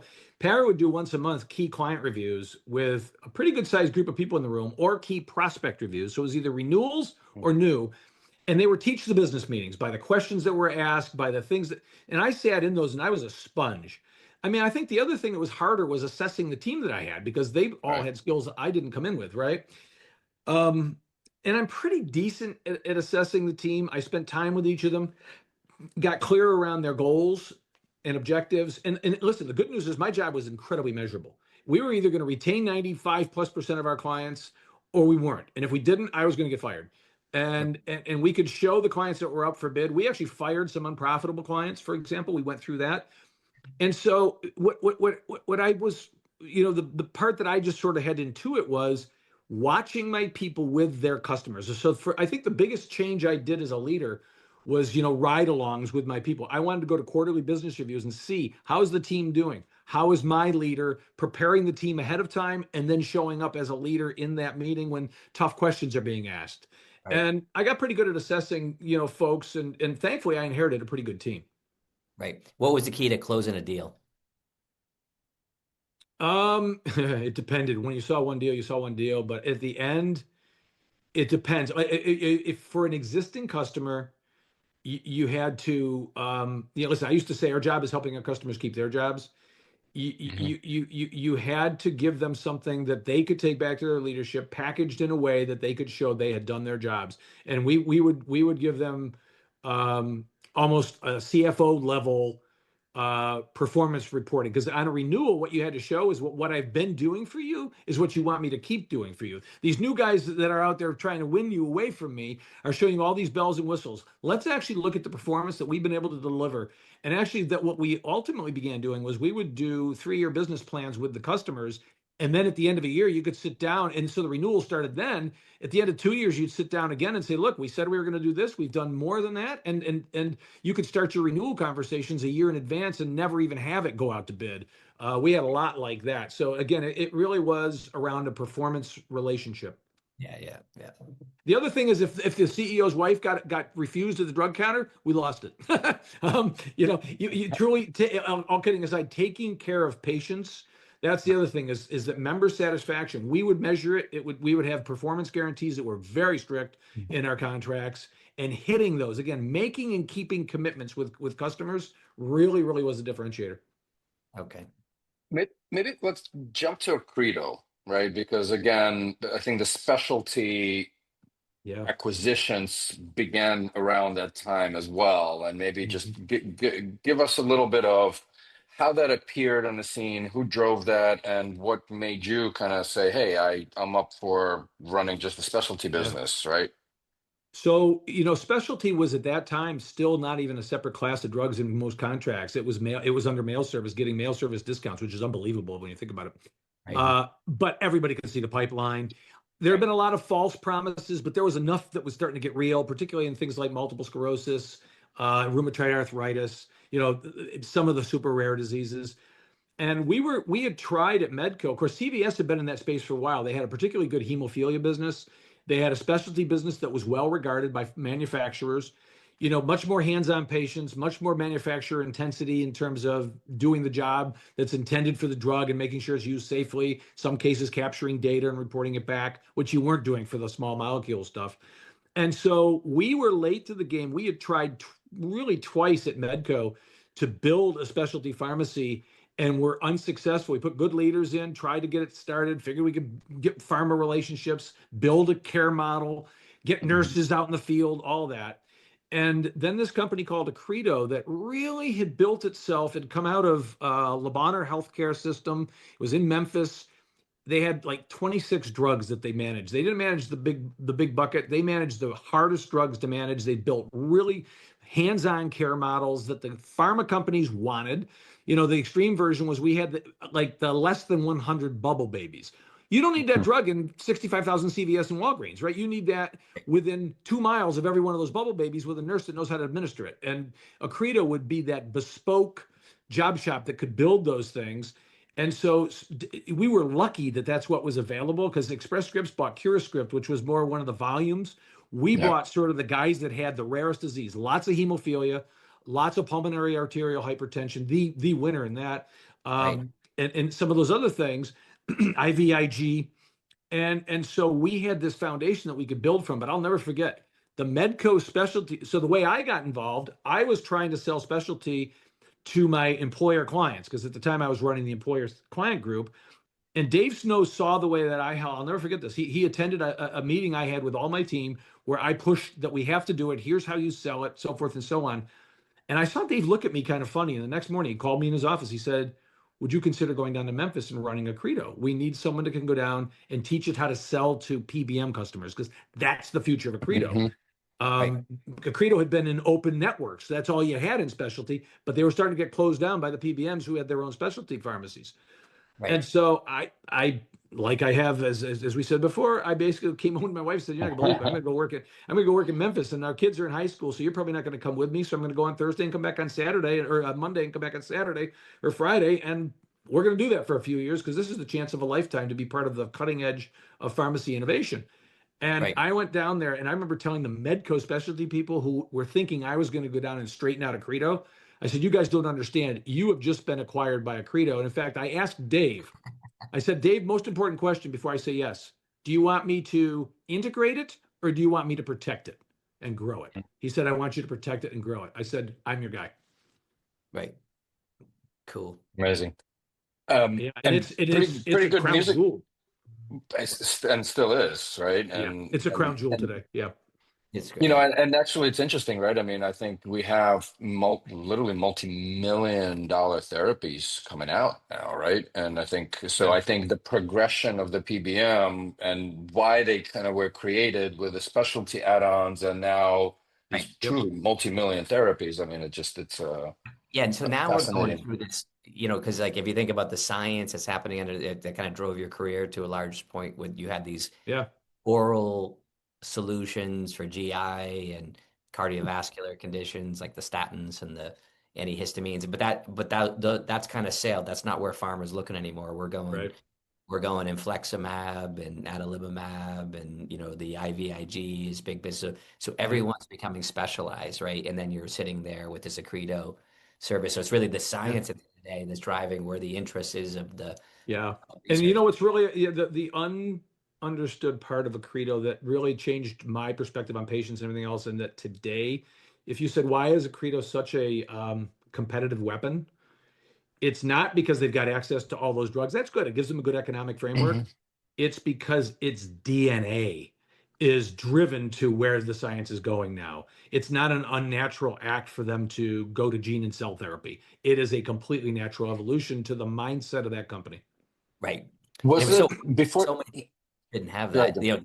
Sorry, Eugene. Yeah. No, There were so no, many people that didn't get it. no. Was it still protected when you left? Yeah. Because you keep mentioning a Credo as Yeah, still its yeah. own brand, right? Cigna shut down Teldrug, their own, pretty much shut down their own specialty pharmacy. David, I tell you, my first conversation with David when I was CEO of Express Scripts, as it related to, you know, we weren't talking about merging the companies then, although he was thinking about it, and I kind of sensed he was thinking about it, but we weren't saying it yet. Right. He said, "Tell me more about a Credo." He goes, "Because I think that's a really, really important part of what you do and we are going to need to do." Right. And I said, "Well, you got it right. It's your relationship with pharma. It's your relationship with physicians. It's your relationship with patients. It's your relationship with patient advocacy groups. And Right. a Credo is just it's rock solid and ironclad in those places."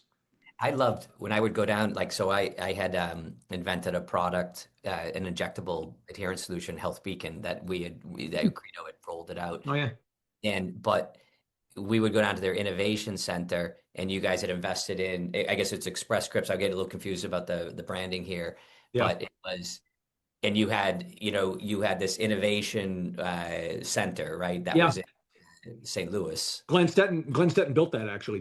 Yeah, yeah. Eugene's But it thing. was it was stunning. I remember going and I saw that at the time, and I then went back to Ireland and I built a mini version of that. Like I That's created cool. a data room. Like so I actually took I said, and I had the photos of us in the, going in and seeing all the Huh, different that's a cool prescription story. habits, and we came back to the thing. But that was stunning.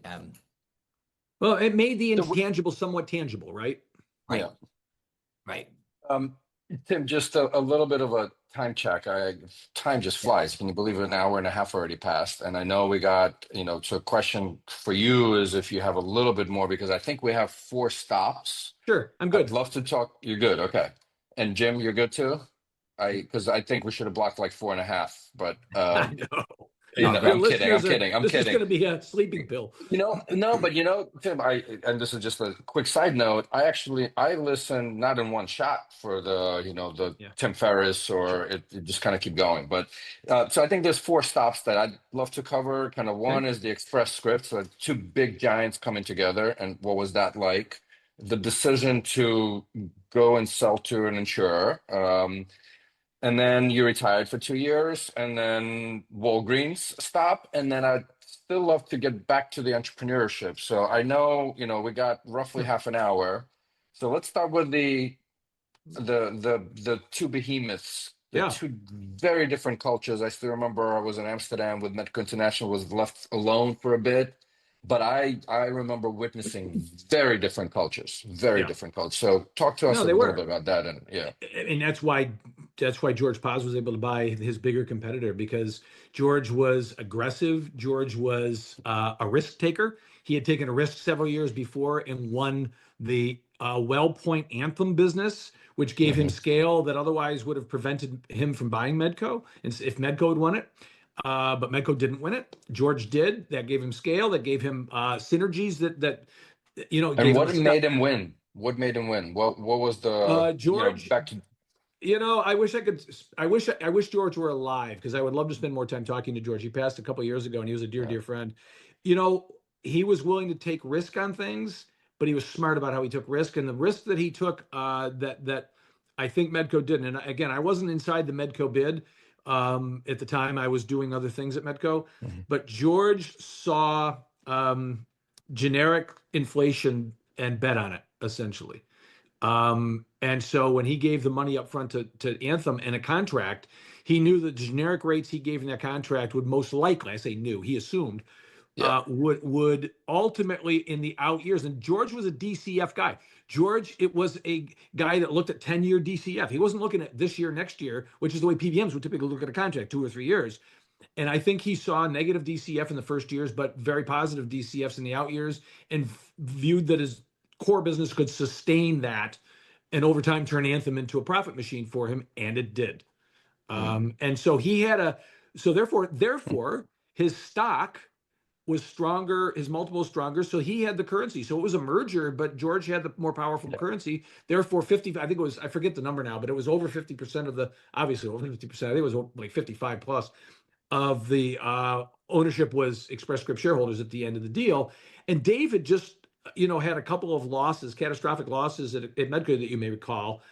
And so now the flip side is George had not won many of those big cases, but George had the discipline never to even bid on them, with one exception, Department of Defense. And George mm, absolutely, he saw a way to make that profitable that we didn't see, if I'm honest with you. And so okay, George was successful. Two cultures, like you say, very different. I'll tell you what, the difference, we had about 300, I'm going to make up a number because I think it's close, 300 vice presidents at Medco at the time of the merger. Express Scripts had about 140. A year later, we had 150 VPs between the companies after the hmm, merger.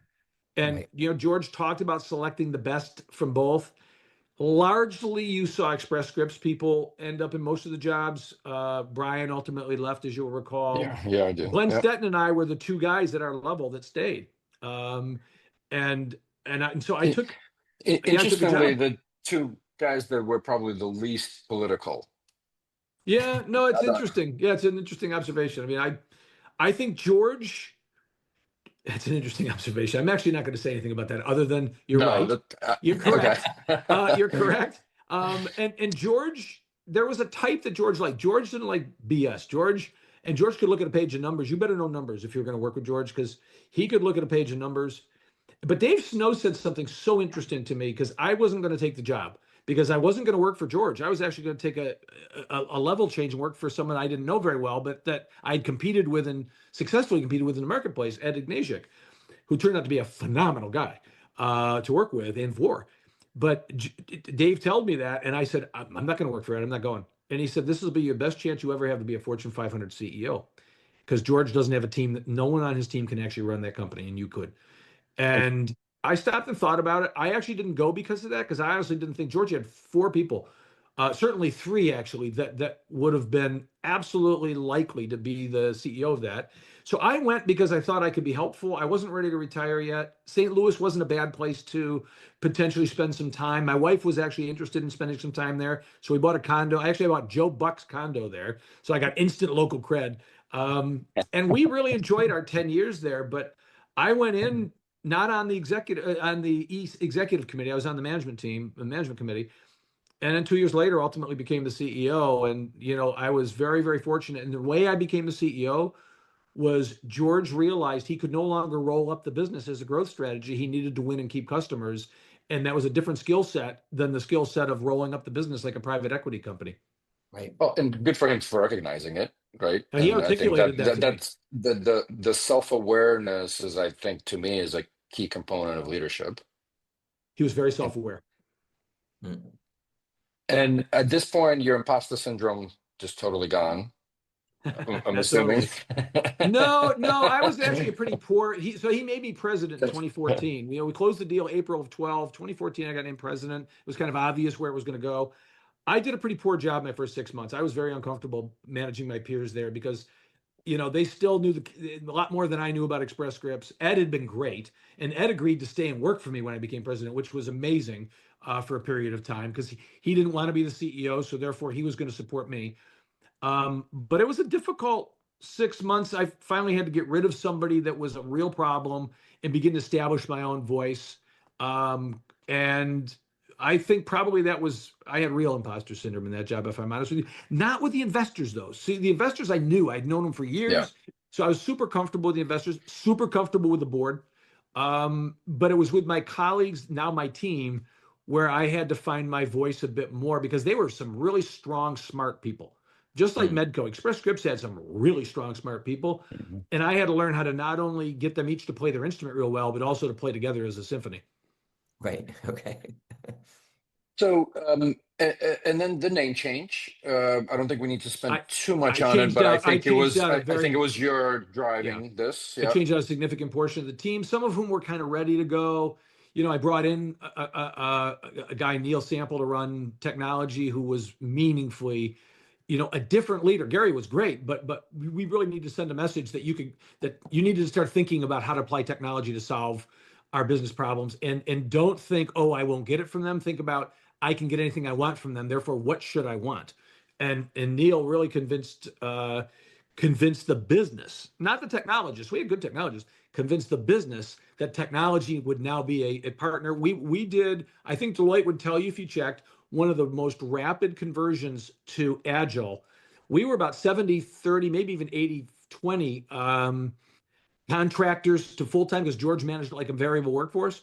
We were flipped by the time I sold the company to Cigna, and we were using Agile for all of our development. And guess what? January 1st, which used to be a long night in the PBM, or December 31st in the PBM world, Right. became a non-event for us. Literally a non-event. Amazing. Okay. So just to check in here, so you're living in St. Louis now, right? Mhm.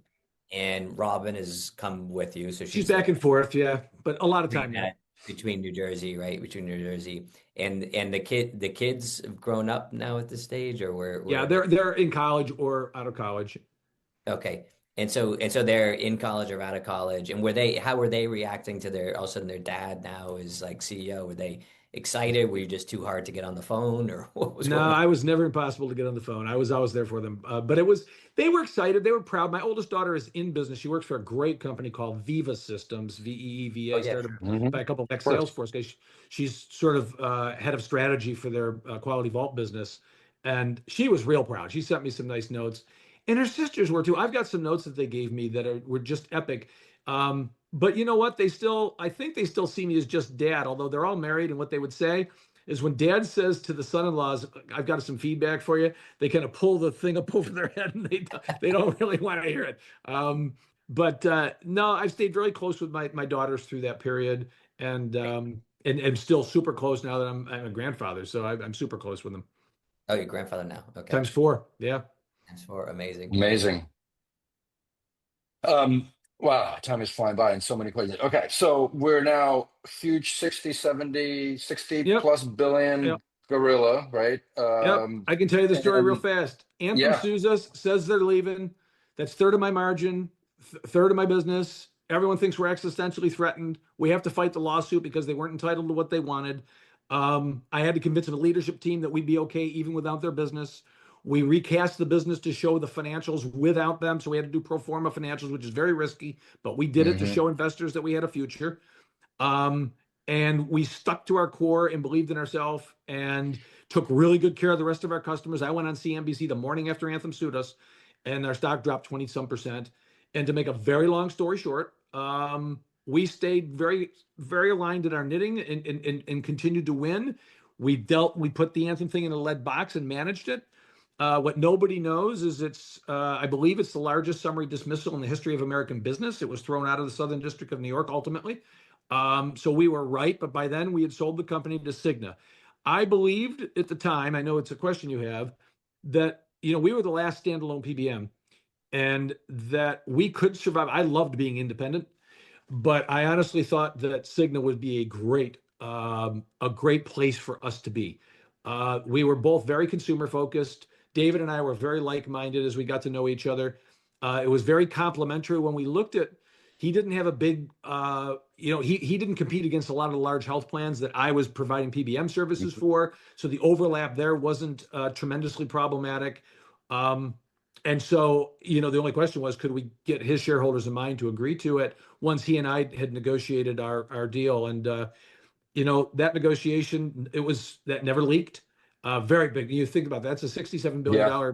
total enterprise deal that never happens. Didn't leak. I could write a book about that deal.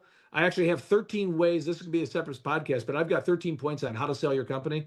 And it's all about principled negotiations. It's all about doing the right thing and Right. and being smart Tim, and strategic. I suggest a spin-off Right. from the shot. Wonderful. Wonderful. 13 shots. 13 Yeah. shots. So, I mean, lightning fast, and you integrated things into Cigna. Stayed there for 3 years. But Did it. but actually, I want to go one step on this crisis control, right? Because to your point, the market, you speak to the market, you recast, but it's crisis control, right? Oh yeah, big time. What's going on in your head? Because I don't remember how many employees were there at the time, but thousands upon Yeah, no, thousands, yeah. and everybody can start panicking with the stock drop and everything. What was your move? Well, like Yeah, I crisis mean, control, calming the switch. you've got to manage your. Another book I've got outlined is called Constituents, which is about all the people you have to manage as a CEO. So I had to look at my constituents, my board, and George. Uh, I had because the way we found out they were suing us is we had presented at the JP Morgan conference. I get on a plane and my phone blows up saying, "Hey, Anthem just presented, and they said they're suing you guys for $15 billion." And it's like, oh crap. So I pulled my team together that night. I landed, and at 9 in the evening, I'm sitting around a table with my team, and we have a communication. I'm going to go on CNBC the next day. I'm not going to talk bad about my customer. They are still my customer. I'm simply going to say, you know what? I am confident that we can find a way forward here, so forth. But at the meantime, I needed to pro forma the business. I needed to have my team understand what do we look like if Anthem leaves, because now it's a certainty that in 3 years they're going to leave us because they're suing us now. Maybe we can keep them. Maybe there's still a way forward, but we have to do scenario planning. So you Right. quickly move into scenario planning. You look at your worst case scenario. I knew, for example, that we'd have to cut a significant number of headquarters folks that business was carrying, right? I started at my own table and I reduced my own team preemptively. Now it was opportunistic. It wasn't a brutal kind of Yeah. thing. But I had a couple positions I didn't replace. And, we prepared for the worst, but I showed our leaders somebody once told me, a guy named Frank Sheehy once said to me, leaders acknowledge reality and give hope. And so we had to do both of those things. And so I sat with my top 150 VPs. I said, guys, listen, here's where we are. Here's who we are. Here's what we will be if Anthem were to leave us. By the way, we think we can still keep them, but we're not going to be Pollyanna about that. Here are the things we will need to do. But one of the most important things is staying focused on our 3,000 other customers and making sure our employees understand that. And so, the most important skill a CEO has in most moments is communication skills. And it's not just that you can talk well, it's that you understand empathically your audience and what they expect and need to hear and Right. what their doubts are. And you've got to inoculate against those doubts, and you got to take it front and center and always be transparent even when you don't know the answer. And it sounds obvious and simple. That's what I did. And we didn't have any real material turnover during that period of time. Our employee survey scores remained very strong. And so that's why I was able to get $97.50 from David Cordani, because we were performing at the time that he and I were speaking. Right. Amazing. Amazing. All right. So you sold to Cigna. You stuck around Yeah. for, and maybe we'll, we'll 3 kind years. of Yeah, no, I stuck skip around 3 over a years. lot of it. Yeah. Yeah. Had a great time. And then you decided to retire for 2 years. You mentioned this before. Mhm. Probably got very bored. I know you picked up spinning. I think you and your wife do spinning. I don't know if you were always spinning, but I know you and I exchanged on that. So, Yeah. but got bored. What No, did didn't you? get bored. No, you didn't. Okay. So tell No, us the Walgreens. What I, what made you like? I was What? not bored. I was not Okay. looking for another job. I was working with a couple of limited partnerships that I was with, the HC9 guys and Solomare, which Mitt Romney started after he left Bain Capital. Um, and I was helping out two friends with two startups, and I'm still today. One of those startups we started at a kitchen table with three of us, and it's United Airlines just invested millions of dollars into us and put their entire member miles and loyalty program on our platform with a Amazing. 13 person company now. So that's a lot of fun. So I was doing some fun stuff, and I get a phone call, and it was basically Walgreens. And I knew Stefano Pacina, who was the largest shareholder. Right. He had congratulated me on my Cigna deal back in 2018 when I'd done it. I never forget, I was negotiating with him in their boardroom, and he came in and shook my hand. He said, "It's the best deal I've ever seen," which coming from him was a compliment. The And ultimate. I told him I thought it was a good deal because, quite frankly, we belonged inside of Cigna. I got the right thing for the shareholders, but it was strategically right as well. And he remembered that. And so when he was looking for a CEO and to relook at their healthcare strategy more broadly, he would tell you I was the first person he thought of because of my PBM experience. I had met with him a couple of other times with George. We had talked about putting Walgreens and Express Scripts together, but nothing ever really came of it. I think he had two very strong CEOs there that Yep. weren't gonna be the number two. And so he called me, and I remember saying, well, the headhunter called me and told me who it was. I said, "You've got to be kidding me." Right. And I said, "I've got to talk to my wife and my two pregnant girls and my daughter that just had a baby, because if they think I'm abandoning them, I can't do this because this will need to be in Chicago and I'm in New Jersey, and I've left my family too many times." And I called each of them, and then when Robin came home, I actually talked to her first, and she said, "You have to do it." And I said, "What? I thought for sure you would tell me don't do it, right?" Right. She said, "No, they need you. You've got to do it. They're too important." And what I realized in that conversation, that's a true story. Walgreens was like, listen, the word in healthcare that everybody aspires to achieve is engagement, right? Yep. And I perceive Walgreens as having the best brand and chassis. It was broken, but and potential to actually do something from an engagement in communities standpoint. Even with all the AI and Amazon this and everything that, there is a place in communities, I believed, for a pharmacy-led retailer Right. with the history and the reputation and the trust that Walgreens had. And I got to tell you, I was instantly intrigued. I little imposter syndrome again. If I'm honest with you, I'm not a retailer, and I wasn't going to be pretend to be. Well, we Uh, started the conversation that you didn't yeah, want to go into retail, yeah, right? no, that's And right. Stefano was what, 92 at the time? How No, old was he was about 82. Yeah, 82. 82? By 82. the way, he's got more energy at 84 now than I've got. So he's a Oh, human he's no, force. he's a force du I jour. Yeah. love him, and he's a amazing. partner.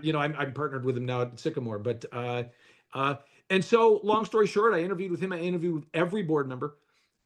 There was a lot of trauma because of what had happened up till that point, and a Right. lot of concern and a lot of questions about what were we going to do. And there were a fair number of positions that were either going to be open or I was going to have to open. And so I ended up with a team of 9, 6 of whom were not in those jobs, 4 of whom were not in the company when I started. And I did that in 90 days with no headhunters.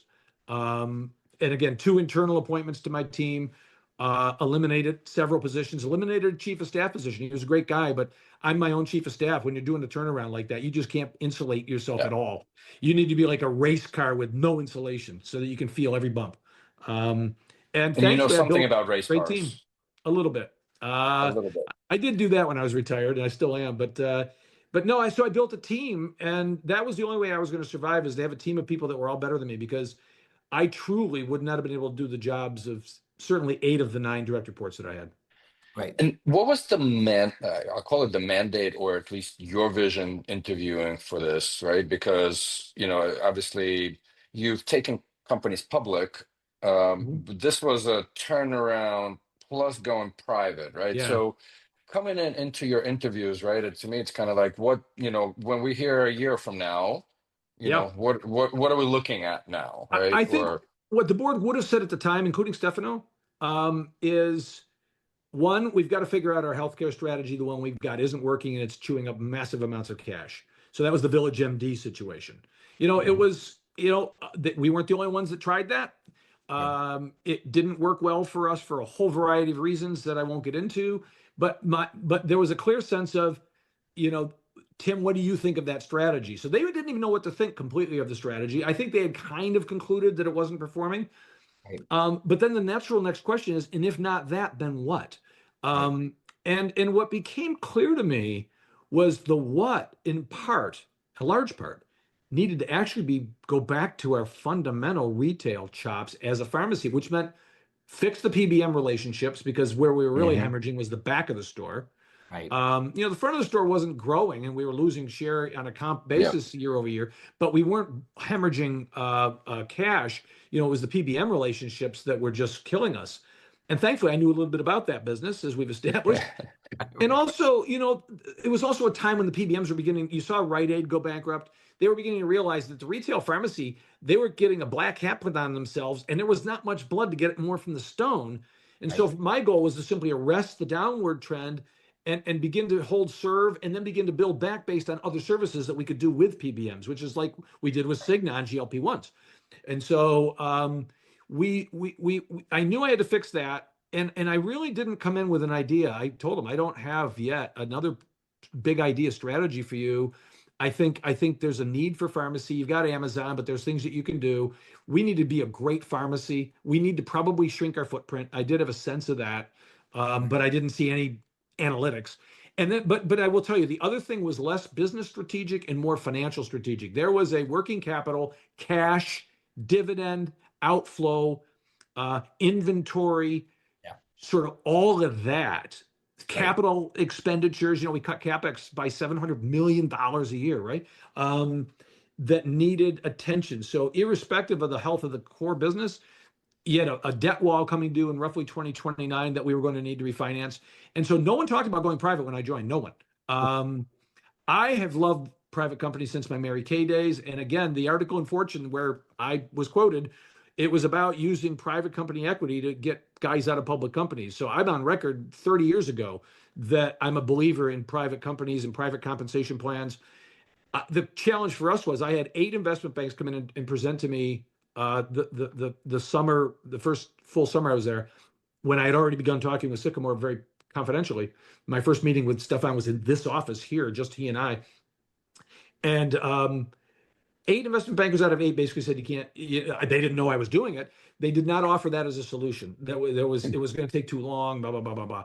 And so I ultimately I didn't believe that, and my counterparty didn't believe that, and we thought there was a path forward. And at the right time, I got my board involved, and we began to see the industrial logic of solving a number of our problems by going private so that we could fix the core. Because the problem with fixing the core as a public company is every quarter I'm talking about how many stores we've closed, and my Right. employees are hearing that, and they're hearing that we're doing this and we're doing that and we're selling boots or we're doing whatever. And the customers come in and they say, you guys going to be okay? And the employees don't know, right?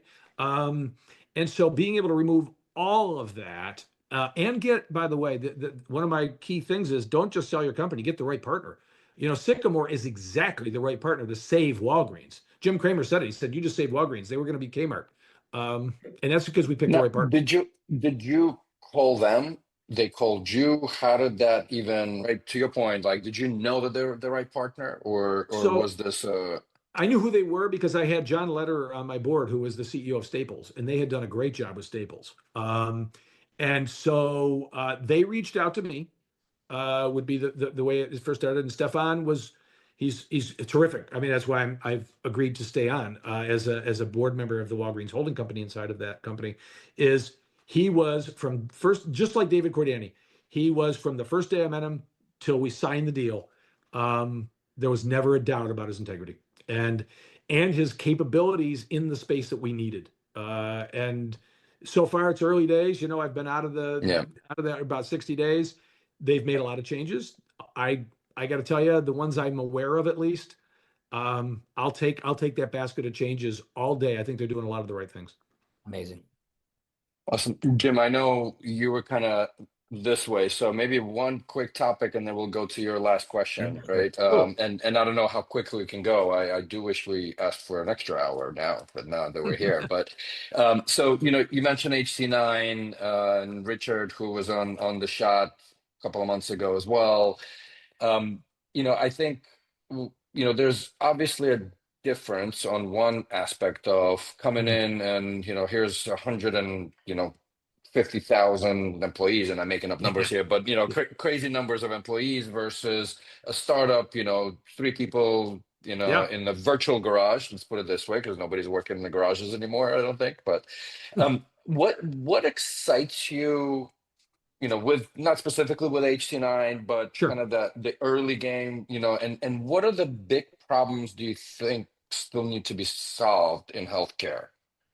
Yeah, I Which mean, many, right? yeah, so many. But you know what excited me about them and why I invested the first round with them was that first I like the model, which is Richard's got kind of a unique view inside of a lot of these startups because he's sort of an extension of a lot of them into the marketplace, right? So he's Mhm. got firsthand experience of how the market's reacting.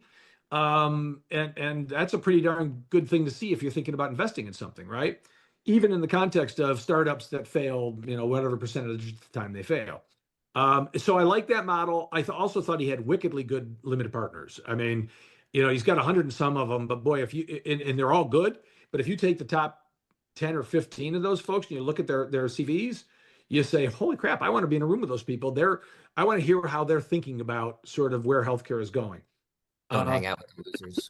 Yep. And so for me, I did it because I figured that'll be a hyper efficient way for me twice a year to kind of get a data dump, right, and stay involved. In terms of all of that, the startup and what problems, it's the problem in healthcare, as you know, is who pays the bills isn't the patient most of the time, maybe increasingly in parts of the healthcare it is. And so the people that pay the bills are tired of point solutions, where a lot of the point solutions actually provide really good engagement. I think your company is a good example of that, right? Provide really good engagement. But you going into IBM saying, I want to sell a coaching service, it's like, well, crap, my health plan should be giving me that, or aren't I already getting this over here? Or aren't I already? And so, That's why for we're a me, white label solution, Tim. We can yeah, plug in and that's anywhere. smart. That's actually super smart. That's actually why our startup that United Airlines is investing in is going to be so successful because that's the way we build as a B2B white label solution. We started as a consumer solution, we realized. And so I actually think that, and I appreciate you saying it that way. I think a lot of the startups need to look at what are health plans doing reasonably well, but could be doing a lot better around engagement of patients for certain things, condition-based stuff, the stuff Solera's doing around condition-based stuff, that feels intuitively right to me. The problem is, and this is, you're going to hate to hear this, the hardest thing in the world is changing behavior. Oh yeah. And so many bets have been placed and lost on that, where the great mousetrap didn't catch the mice because of Right. change behavior. And even our little United Airlines thing that's not healthcare. I said, listen, theoretically, we should be a unicorn on steroids, but that requires United Airlines passengers to do something different than they did I, before. I was on a panel yesterday with psychiatrists and others around that behavior change and et cetera. And we kind of joked around because the psychiatrist next to me said it's BS, behavioral science. And, you know, on one side, people kind of calling it BS, but on the other side, there is a science behind it. And to your point, it is when is the right time to engage? How do you wake up that intrinsic motivation? Again, we can, Yeah. you know, I And can how do talk you for hours measure about it? that. And how do you and, measure it? and show Exactly. it, you know, and Yeah. so much of what we're trying to solve for here is avoided costs. Well, shit, no CEO pays you for avoided costs, right? Yeah. And you come back to a unit cost debate. Well, there aren't. That's not very interesting. And so, from my standpoint, I actually I'm not sure that there might be over the next. You know, I talked to one of the large lab companies recently, and they are of the belief that the wearables and a lot of these other things that patients are now themselves engaging in outside of the health plan curated ecosystem are ultimately then going to be needing tests or other things that they can do. And so they think their biggest growth might be on the consumer side. So the consumer thing may ultimately come back sort of as a place for a startup to be able to successfully engage, but you got to hook onto something that the person's already doing. Yeah. Yeah. That's why we're a white label solution inside consumer apps as well. Exactly. Sorry. I love it. Had That's to plug smart. that in there. That's the right strategy, man. It really it's the higher probability, higher shot on goal strategy. So, I first of all, Tim, you know, just kind of close off on Richard. I was catching up with him a couple of months ago, and I think you and I exchanged on. You kind of said Yeah. yes, and you know, I shot Jim a WhatsApp. I said I can't believe Tim actually going to make time for it, and Richard was kind of like, "Wow, you got Tim!" Like he says no Oh, to everything. please. So, you know, first of all, we appreciate it. I think again, our listeners and viewers will learn hopefully a lot from this 2 hours, and I think there's a lot of wisdom and looking forward to reading all your books or having the offshoots. But I'm going to pass it on to Jim Joyce for his kind of last famous question for the 2 hours. All right. So, Tim, so we're through the 2 hours. We're Yep. through the 2 hours.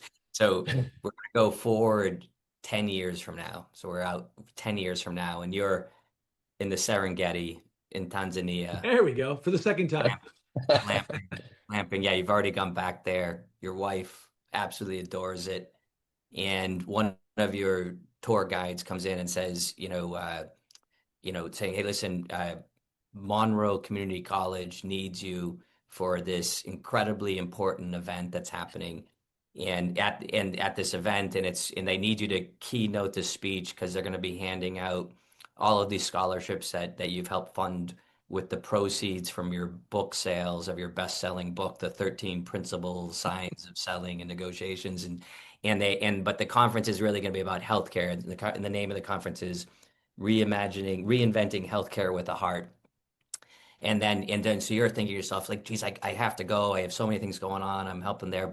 And the first thing you do is you ask Robin, like, should we go? And Robin looks at you and says, they need you, Tim. You gotta go. So you book your flights and to get your little propeller jet Yep.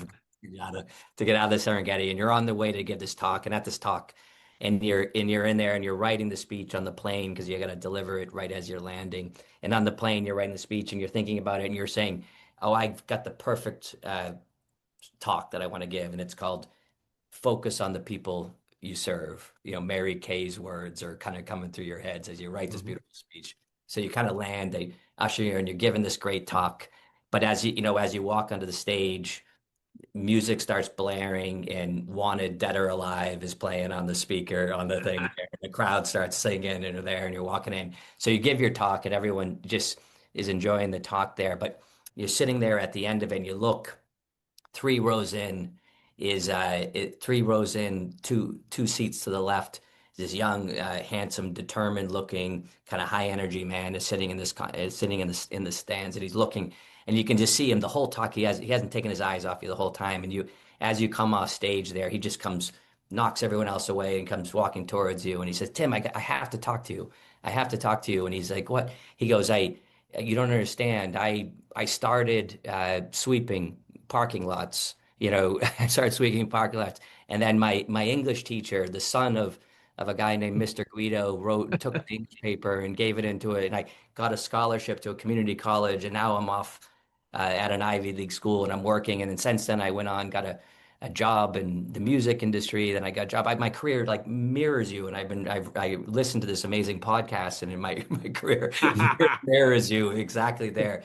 And I'm about to start my own health technology company around engaging people through clever technology and services, and you look at that young version of yourself, what's the one piece of advice you would give them? The piece of advice I would get, first of all, thanks for a great question. The piece of advice I would give him, since I know him pretty well, would be, you know what? You will, in your own mind, constantly hold yourself accountable, and you will see that you are responsible for every outcome that you've created up till now. You've been pathological, actually, about that. And every failure has started with the question, what should I have done differently? Your next chapter will be a best chapter by surrounding yourself with people who can help you, who know things you don't know, as well as things that you do know, and can not only support you, but make you better. And you need to find those people, because that is going to be in the next phase of your life. And frankly, longer than that, as you retire and as you find out how many lives you've touched by being with them, not just people you've helped, people you've done things with in the trenches. Get really, really great people, ask them for help, give them everything they need, and be on a great team that you build. Amazing. Okay. Tim, thank you for joining us. And to all of our listeners and viewers, hit subscribe, pass it on. We'll see you next week. Guys, thank you.